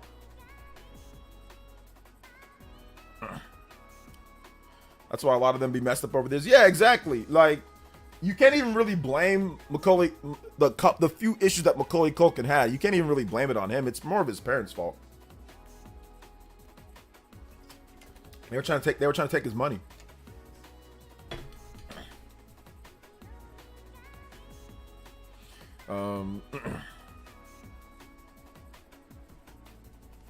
So yeah. Government talk Cuba Gooding, show me the money. I know, seriously, man. Seriously. The jail time for that? I mean, you know, it happens. It happens to a lot of child actors because Macaulay was making so much money. Obviously, like, when you're a 7, 8, 9, 10, 11-year-old kid, like, obviously, what are you going to do with all that money, right? And, like, they're your parents, so obviously your parents are going to be like, okay, there's this, but, like, Macaulay's pretty smart. Macaulay Culkin, he's pretty smart, so it's like, he knew kind of, like, what was going on, like, you know? So he tried to, like, he, like, ran away from home at one point, like, in his teen years. He, like, ran. He, like, I'm out of here, you know? Then, like, found him and all that, and at one point he was trying to get them, like, removed. I forgot what it's called. It's like an official thing that, like, when you try to get your parents off to where they can't control your finances, like when you're a kid or like when you're a teenager. He like tried to do that when he was like 14 or 15 or something like that. So he knew from a pretty young age. He's like, nah, man, these people are gonna mess me up, you know.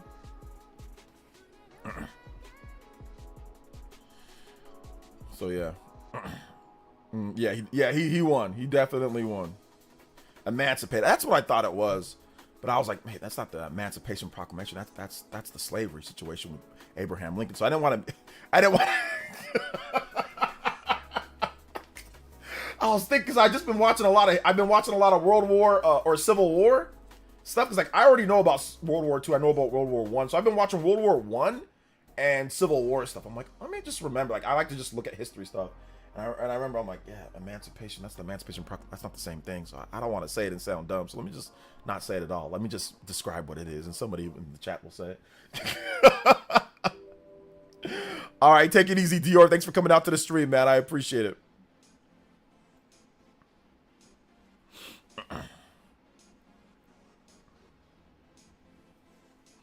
Culkin gave an amazing performance in The Good Son. Super impressive for his age. I don't think he's that old though, right? Like, I think he's like 40, maybe? Or he's like,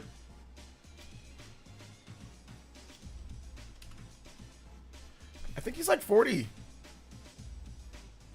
Okay, never mind, he's 44. But still, yeah, he's not too old. He's 40. I didn't know he was 44. I thought he was, okay, yeah, he was born in 1980. He was born in 1980. Okay. I didn't know he was 10 when he first did Home Alone. I did not know that. I thought he was like 6 or 7 when he did Home Alone. But no, the first Home Alone movie, that was 1990, and he was already 10 years old in that. But he looked younger than 10. He looked like he was like 6 or 7, but he was actually 10. Yeah, I liked him in all those movies back in the day. Like, he did Home Alone 2, even like Uncle Buck. I think that's where I messed. Yeah, Uncle Buck, he was 9 in Uncle Buck. I remember watching Uncle Buck a lot. They used to always come on TV. So yeah, Uncle Buck, The Good Son, Richie Rich was good. I like Richie Rich, Home Alone 2, Lost in New York. I love that. Yeah, all of them were dope. He had so many bangers back in the day, man. He had a lot of bangers back in the day. He was 6 or 7 when he did the movie The Good Kid. 6 when he did the movie The Good Kid? Or you mean The Good Son? No, that was 93. So he was already 13 years old when he did The Good Son. He was already 13. He was already 13. He broke into stardom. Like, Uncle Buck was big for him, but Home Alone was really what, like, he was 10 years old when Home Alone first started. But Uncle Buck, he was 9. And I remember watching Uncle Buck back then. So Uncle Buck was a good movie.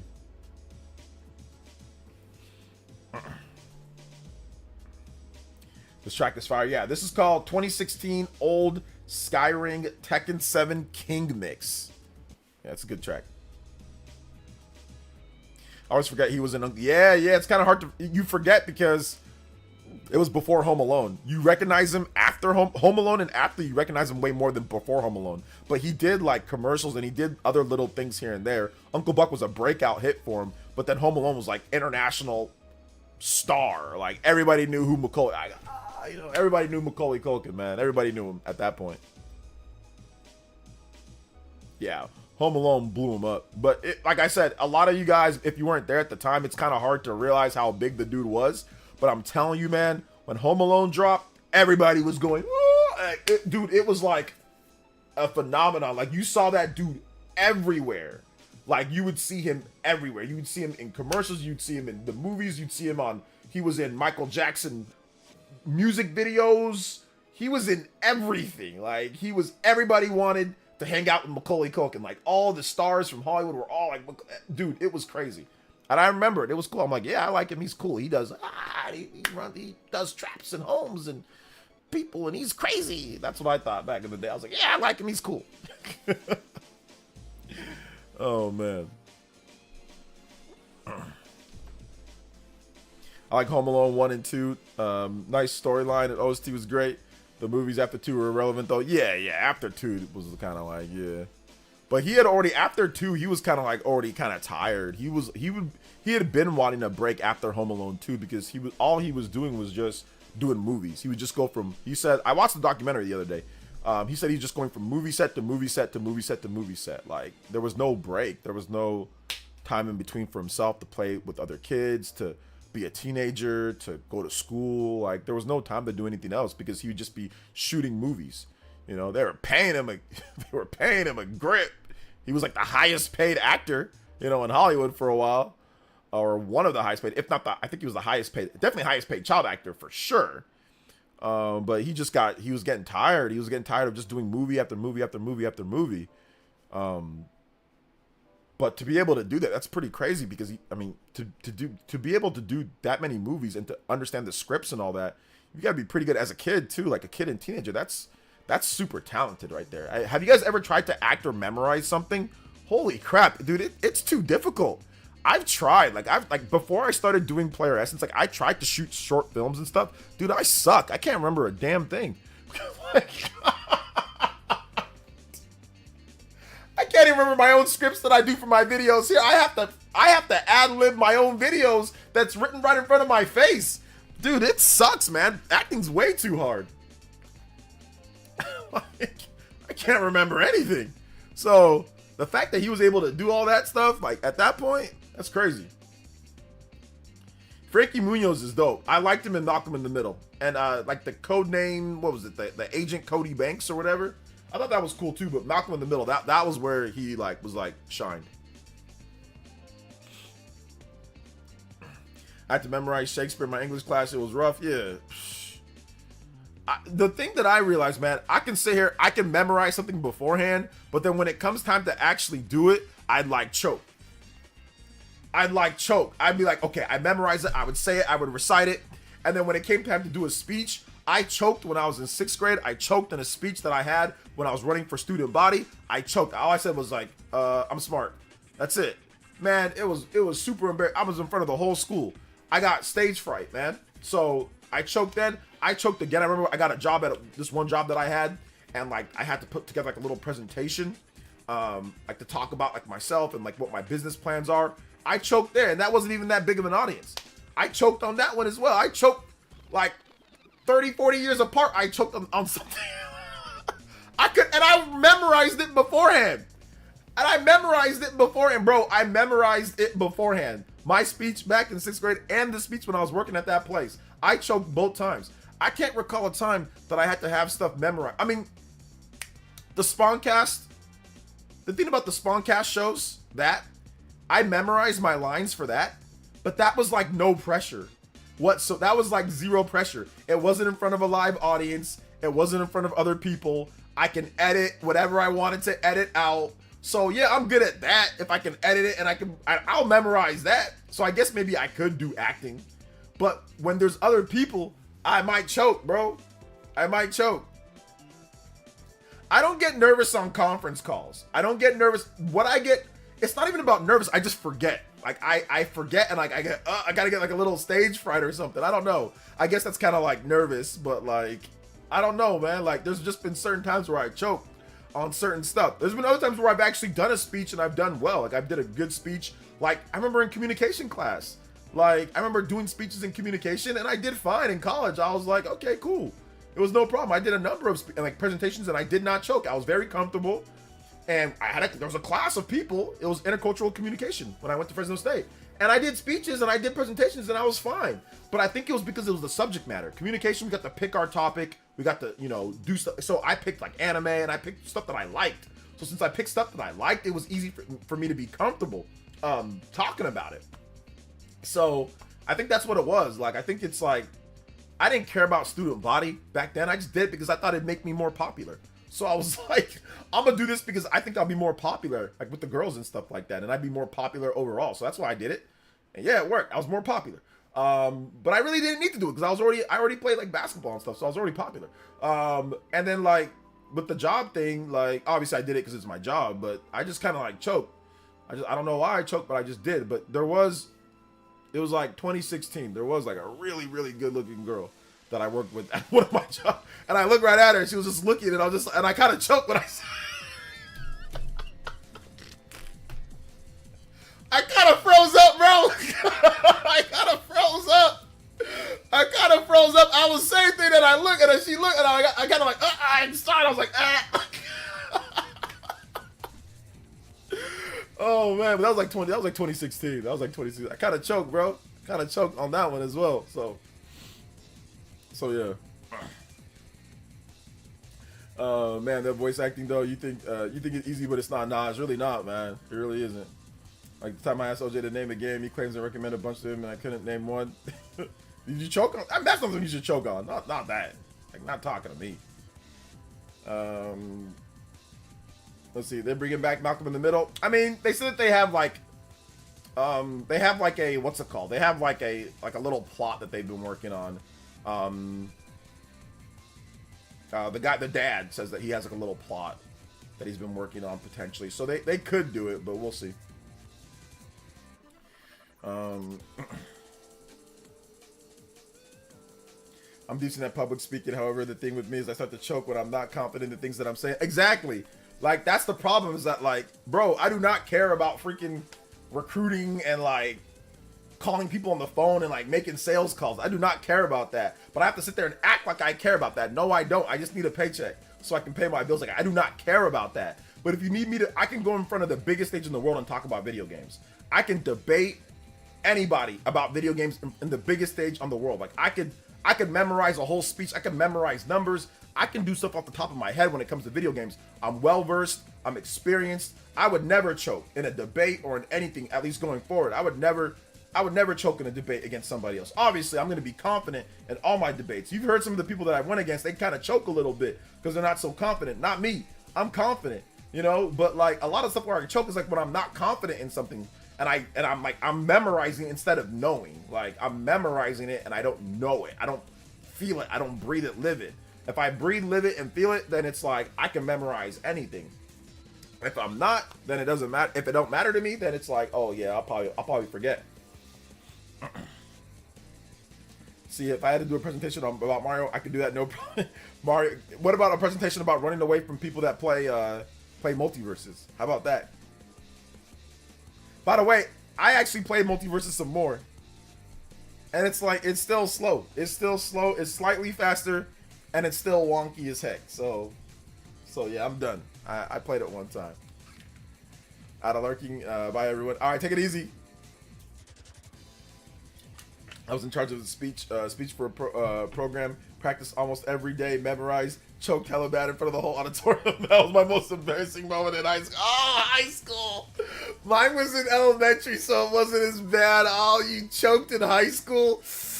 Oh man, I bet they were making fun of you, huh? They were saying stuff behind your back and all that too, huh? Yeah.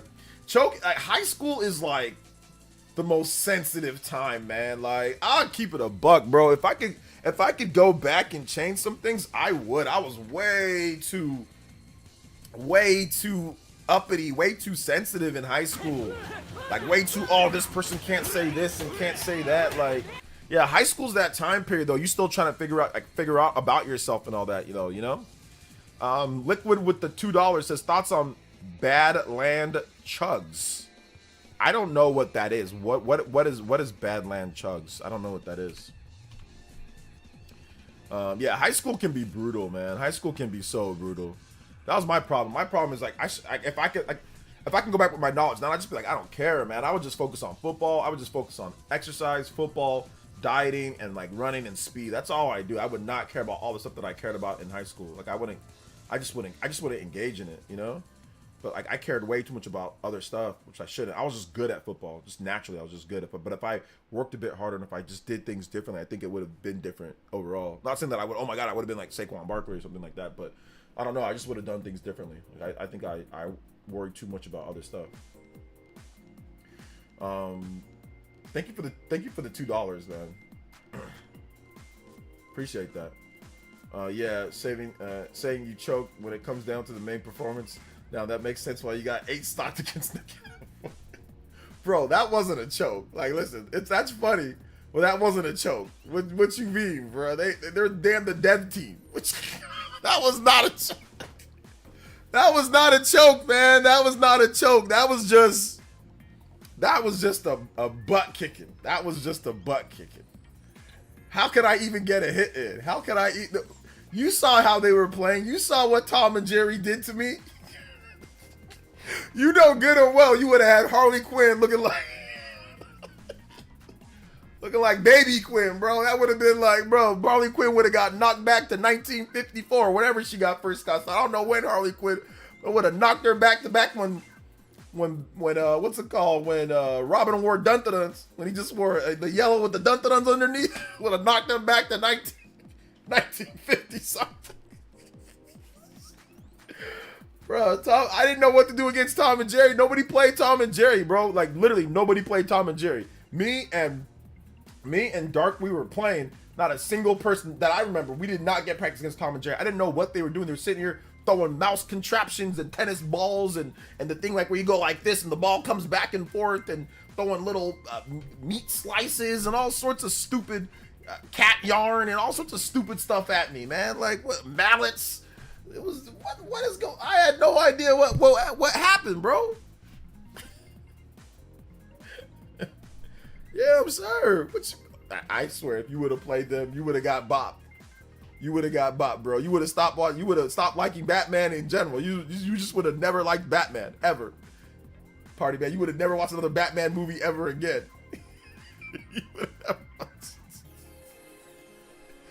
You would have started vandalizing Harley Davidson just because it's Harley Quinn. Your Harley Quinn would have got vandalized. You would have started taking it out on Harley Davidson. You would have taken out anything called Harley. Oh man. I'm sure some did, but I think most people were probably pretty easy on me since I was a quiet kid back then. Okay, that's good. That's good. Cyber with the 5, and he says, "You had me rolling with the dun-da-da."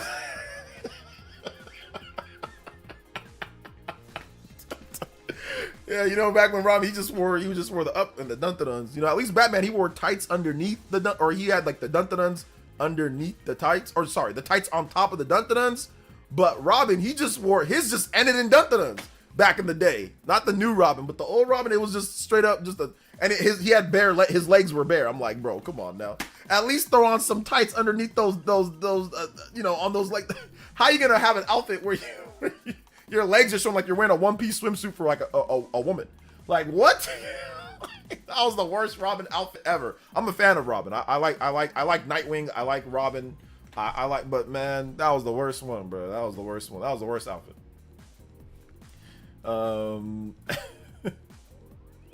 I got bullied in elementary for wearing Superman dun-dun-duns.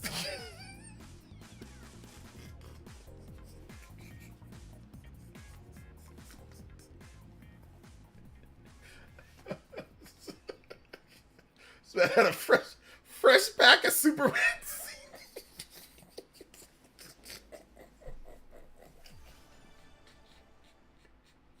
A fresh, so it was also Canadian too. So you don't know how they made. They probably made it a little bit different from the American. The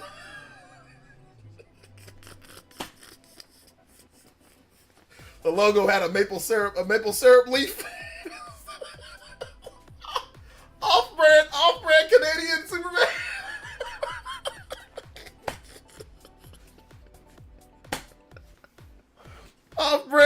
Off-brand Canadian Superman, eh?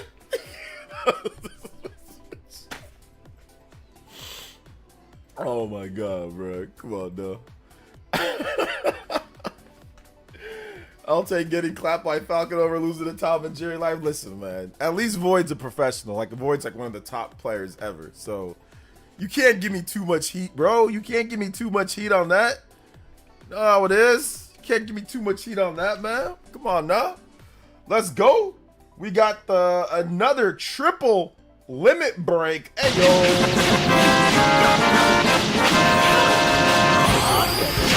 I mean, you know, like when a kid back in the elementary days, he might reach over to get something and your pants kind of, like your shirt kind of goes up, and they can, like, usually those dun-dun-duns back, they'll print them multiple times. So they might be near the top. So all it took was a little sliver, and they could easily see that you were wearing some type of superhero or something like that. So that's probably what happened.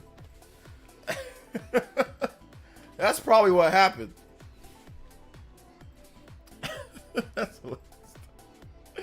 Oh my god, that's hilarious, man. Shout out to Psycho Pie, man. Shout out to Psycho Pie. I'm sorry that happened to you. Sorry it happened to you.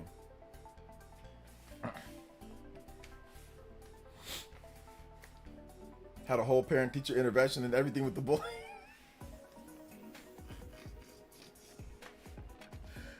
Parent-teacher intervention. Oh my goodness, bro. It reminds me of the time when I Shoryuken the kid. When I Shoryuken the kid, and they literally had a whole conference over me hitting him with the Shoryuken. I said he hit me with the shoe. He took off his shoe and slapped the dog water out of me. Like, I remember we were playing Foursquare, like the ball, like where you throw the ball on one thing to another thing. And like, I thought they did me dirty because I was safe and they said I wasn't. So I took the ball and I ran away with it. So the dude chased after me. I remember it was a pelirrojo. Dude looked like Sunbro Nation. He looked like Sunbro. And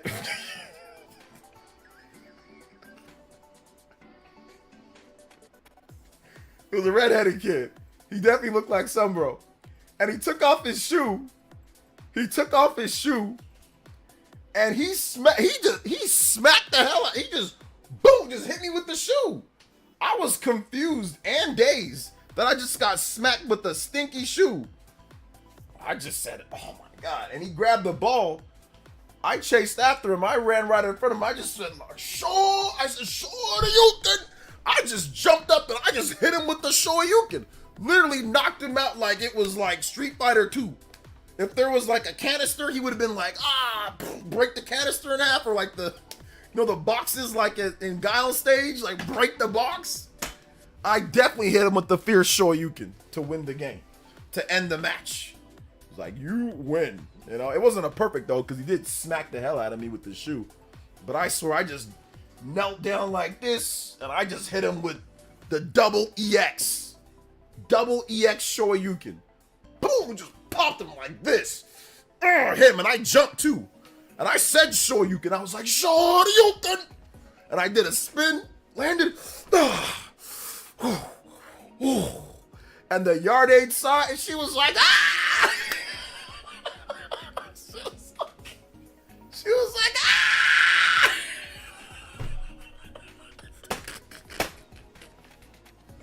And they were like, he's Shoryuken him! Bro, we had bro, I had to sit down there talking about stop Shoryukening people, you can really hurt him, this and that. I got suspended for a day. My mom was there looking at me like, why are you Shoryukening him? Why, out of all the things that you could do, you couldn't just take him, throw him down on the ground. You've got to do a Shoryuken from your stupid video games. I was like, yeah, I got to do a show. I was like, yeah. My brother, oh my God, my brother was like, he's like, you Shoryuken someone? Oh, so cool. Oh, tell me what happened. He was like, my brother was like, you Shoryuken. He's like, oh, you did it with the Shoryuken. He was like, oh my gosh. Instead of saying, hey, you're not supposed to be Shoryuken, my brother was like, yo, you Shoryuken somebody. That's so cool. That's the coolest thing ever. You really hit him with the Shoryuken? Really? You got him with it? Oh my gosh. Tell me. He said, hey, OJ, tell me. How'd you do it? Like step by step. Tell me, like, did you go like this, this? I was like, oh my gosh, this guy. Yeah, I had him blaming video games. I hit him with the double EX. The double EX. As I kneeled and it went, and there was a little bit of a pause. You know, like when you do like the double EX, like a little bit of hit stun. There was a little bit of pause. Yeah. But he really smacked me with that shoe, man. I smelt his stinky foot. Like when he hit me, I smelt his foot after the shoe had already been away. I still had the smell of this dude's shoe in my nose. He hit me pretty hard. Like, and I don't know why he had to take off his shoe. He could have just slapped me, or he could have just punched me. I don't understand why he had to take off his shoe. There was no need for him to take off his shoe and hit me. Like, the shoe didn't, I don't understand why he took off his shoe. There was no need for him to take off his shoe. He could have just slapped me.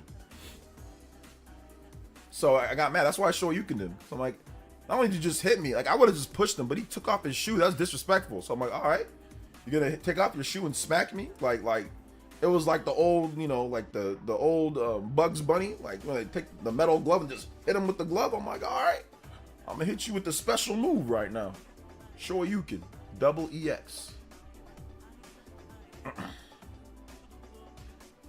Says no chill, bro. Bring in some. I just said it because he was a red. I don't think he looked like some, bro. I just said it because he was a redhead. I just wanted to make it funny. But no, the dude was a redhead, though. The dude was a redhead. It wasn't some, bro. But it was a red. But it was a redhead. It was definitely a redheaded dude. That's why I said pelirrojo. But he wasn't Mexican or Hispanic. He was a white guy. So was there a shoe slapping game? No, that's why it confused me why he took off his shoe and slapped me. I've been in fights before, but I didn't understand why he took off his shoe. There was no need for, like, I don't understand why. Like, I didn't know when he was coming towards me, I saw him take off his shoe and I'm just like, oh, okay, whatever. Like, I didn't think he was, because I knew the kid, you know what I'm saying? Like, I want to say that we were like friends, but like we had played together, whatever, you know? So I didn't think he'd slap me with the shoe. You know, I didn't think he'd hit me with the shoe because like, it just shocked me that he did that. He kind of crashed out. I mean, don't get me wrong. We only got 15 minutes back then to play. And then we got 2 15-minute sessions, then we had lunch. So, I mean, I did take up about 8 minutes doing that thing. So I did take up a lot of his playtime. So I can see why he was upset. To be honest, to keep it a buck, or maybe about 5 minutes. So that's about, what, 33% of the time? So, I mean, I can understand why he was upset. Listen, you don't get much time, you know. You want to maximize your playtime. And I did take the ball. But that's because I felt that they were being unfair. You know, in like the ruling for like the 4 square. Like I didn't think I was out, so I got mad. I kind of, you know, I kind of crashed out maybe a little bit. I took the ball and I ran off into the field. One of them, he chased, not all of them chased after me. Some of them just waited, but he chased after me. And yeah, that's when he took off his shoe. He took off his shoe and smacked me. And I just felt like there was no need to do all that. Like I had taken the ball before. I didn't get smacked before. I got smacked this time. Maybe he was tired of me taking the ball. Either way, there was no need for violence. I don't think there was any need. There was no violence. There was no need to do violence in that situation. But yeah. Let's see here. I always thought they were saying, "Sure you can." Oh, like instead of "Sure you can," yeah. I do definitely grew up hating black dudes. Oh no, I don't think it was anything. I don't think it was anything racist. Like I think we were a little bit too young. I mean, there was some things that I remember, but there was nothing egregious from like my youth that I can remember. Like nothing. Like yeah, there was some stuff, but nothing too crazy. It wasn't until I was older, and it wasn't until I was a little bit older. But I don't think there was anything. I don't think it was racially motivated or anything. I think he was just upset because, you know, I took the ball. I took the ball and I wasted time. I think that's really what made him upset. People like, I mean, back then you like to play. I mean, like think about it. Like imagine you're in school, right? You're in class, and imagine if you're playing one of your favorite games, and someone takes the ball and runs, and they've done it a couple times now, and you get 15 minutes. And it takes up 6, 7, 8 minutes of your time. So almost half your time. I mean, that's annoying. Like, I get why he was upset. You know what I'm saying? Like, I get it. And so he got frustrated and took off his shoe and hit me. Like, you know, like, I understand. I get it, man. Like, you don't mess around with playtime back then. You know what I'm saying? Like, you don't mess around with that time. That's your time to really, you know, express yourself, to play, have fun, you know, because you got to go back into the classroom. And listen, I know whatever you guys want to say about class, and like, listen, class was hard back then, man. Class was hard back in the day. Like back in the day, man, we were doing the homework and what we did back then, bro. I think it was a bit tougher than how these kids have it today. So it wasn't fun. Like second, third, fourth grade, that stuff was not fun. It was not fun at all. So I can understand like being in class and like, okay, man, you got your 15 minutes to go out there, and you know, and this is what happens again. Like, oh no, and I think he thought if he smacked me with the shoe, I wouldn't do it anymore. I think that's what he thought.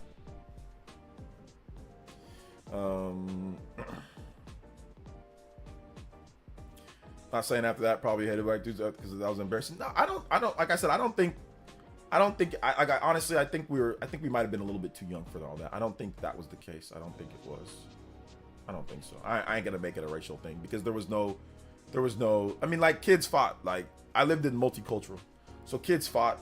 White kids, black kids, Mexican kids, Asian kids. I mean, there wasn't many Asian kids, but white kids, black kids, Mexican kids. Like it wasn't. There was really no, like when I was little, there was really no like component like that. I don't think anybody grew up because of like one or two different things because it was pretty multiracial, you know? Like, I mean, kinda, like it wasn't as much when I was like kindergarten. Like I was like the only black dude in class. But like as like the years went on, like it got more and more to where there was like different types of people. It was like, so I don't think there was anything. I personally don't think he had any type of, or anything developed from that because he had issues with white people too. He had issues with, anybody can have an issue with anybody. Like I saw all types of kids fight. I've seen him get into it with other white kids. I've seen him get into it with Mexican kids. I've seen him get into it with, you don't know what they are, mixed or whatever, you know? So I don't really think there was anything there. Yeah, Cali's pretty diverse. I mean, it depends on what region you're in, but I mean, the region that I was in, I mean, it was, like I said, yeah, it was, I mean, definitely not as many black people, for sure. Definitely not as many black people, but I mean, it was okay. It wasn't a problem. It wasn't until, like I said, it wasn't until I got into high school. High school, it got crazy.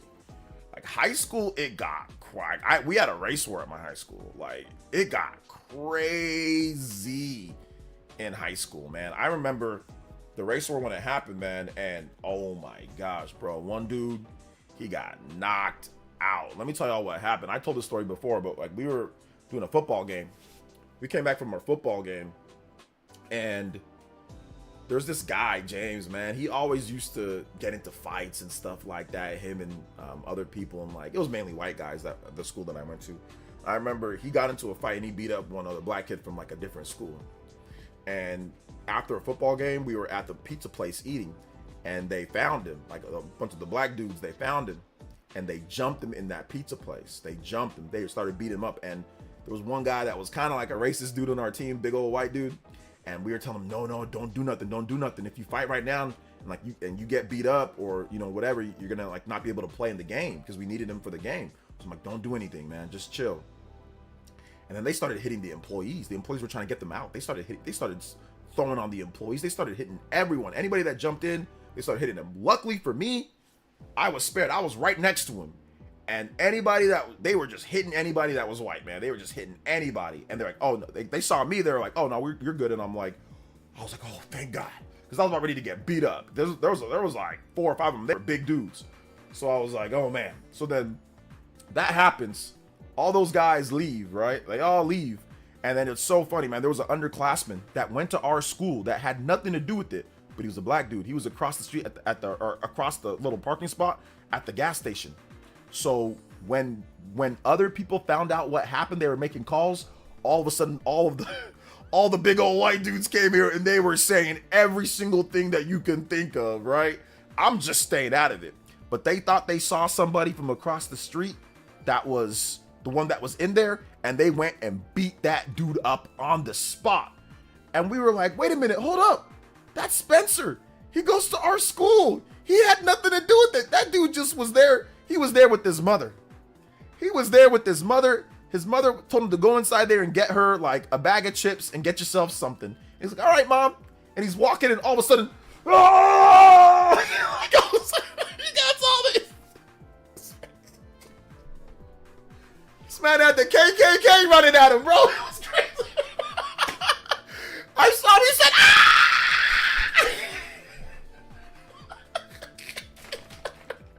And I'm like, I ain't helping, bro. I'm staying out of this, bro. They were like, no!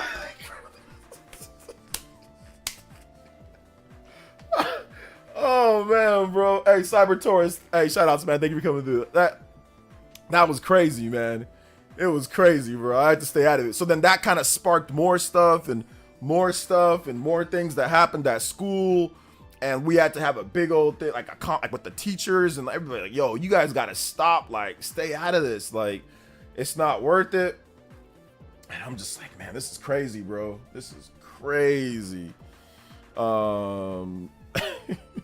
So, yeah, he had nothing to do with it, man. He had nothing to do with it. But anyway, yeah. So, to me, it got worse as I got older. Like, when I was younger, it was fine. It got worse as I got older. So, school sounds wild. I mean, high school at the time, it was kind of wild. I keep it a buck. It was definitely interesting for sure. Rival schools. Definitely rival schools. But yeah, they were all setting up times to fight each other. I had to tell them, don't do it, man. You don't know if somebody's going to pull a gun. You don't know what these people have, man. It ain't worth it. It was during football season too. So we were like, hey, look, starting football season, you know, somebody's going to get hurt. But yeah, we had to tell him, don't do nothing, man. We had to tell that dude, like I said, I'm just going to call him Big B. We had to tell Big B, hey, man, don't do nothing.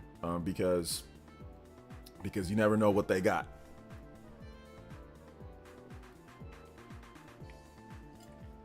Let's see, you used to go into spectator mode because they said you were out.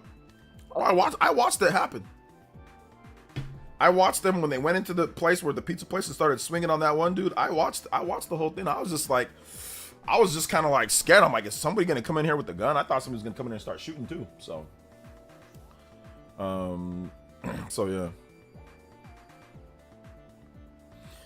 Karate Kid. Yeah, man. So that was like the one time that I dealt with that, like where people had like whatever. But outside of that, it was alright. It wasn't really too much. There's some other things, but nothing crazy.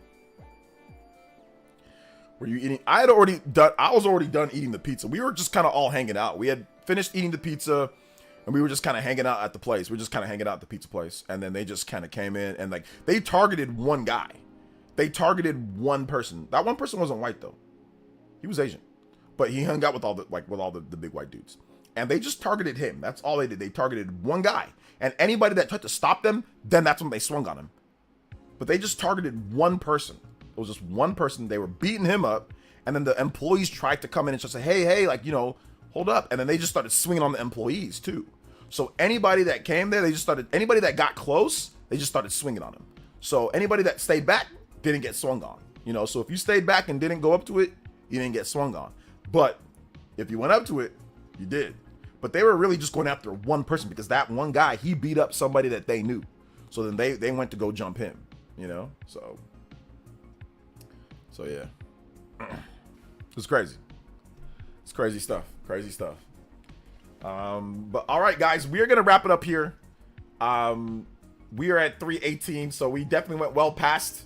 Glad I was able to give you guys a great show tonight. Big love. We went and 0 frame drops throughout the whole show. I think I fixed it. I think I fixed it. Boys and girls, ladies and gentlemen, I think I fixed my settings. I think I fixed it. 0 frame drops throughout the whole show. I am so happy about that. So that was very good. Very, very, very good. Very, very, very good. So very happy about that. So check out my most recent video. The video is dope. It is awesome. It is so good. You guys are going to love the video. If you haven't seen the video, you're going to love the video. It's a really good video. So you guys go watch it. Enjoy it. Live it. Love it. Watch my most recent video. It talks about some of the cool stuff with the Nintendo Switch 2. And I don't know if we even talked about the stuff with the Nintendo Switch 2 today. We talked about so many other things. So thank you guys so much. Love y'all. Thank you guys for the donos. Big love to Beat Queen. Oh my gosh, saving the stream along with King Cagney. Saving the stream. So many big donos. Let's go down the list real quick here, guys. Cyber Taurus, thank you for the 5. Liquid Sicilian, thank you for the 2. Simeon Coin, multiple donos. Cyber Taurus. Justin with the multiple donos tonight. Thank you so much, man. Appreciate that. Jacob Dressback, thank you so much. Combo Breakers around the board. J2 Blue with the JoJo. Creosin Bomb. Anonymous. Ice Sizzle, thank you for the dono. Zoo with a couple big donos. King Cagney, once again, multiple big donos. Thank you so much. Justin, Creosin Bomb, Simeon Coin once again. Beat Queen with the 150. Oh my goodness. Cool guy. Thank you guys. And thank you for all the subscriptions. Thank you guys for all the comments. All the love, man. It was crazy. So good stuff. Good stuff. Timothy McDonald. Justin once again. Velvet. V. Zoo. Thank you guys so much, man. Cool guy. Thank you guys so much for the support, man. We did talk about Switch 2, about its success or not, but we didn't really talk about like a bunch of topics, like with the features. We really didn't even mention it, which was interesting. So now we have something to talk about tomorrow. Then we'll talk about that tomorrow. All right, love you guys. Have a nice night. Have a good Friday, and we'll see you guys tomorrow for Saturday Night Essence. Let's.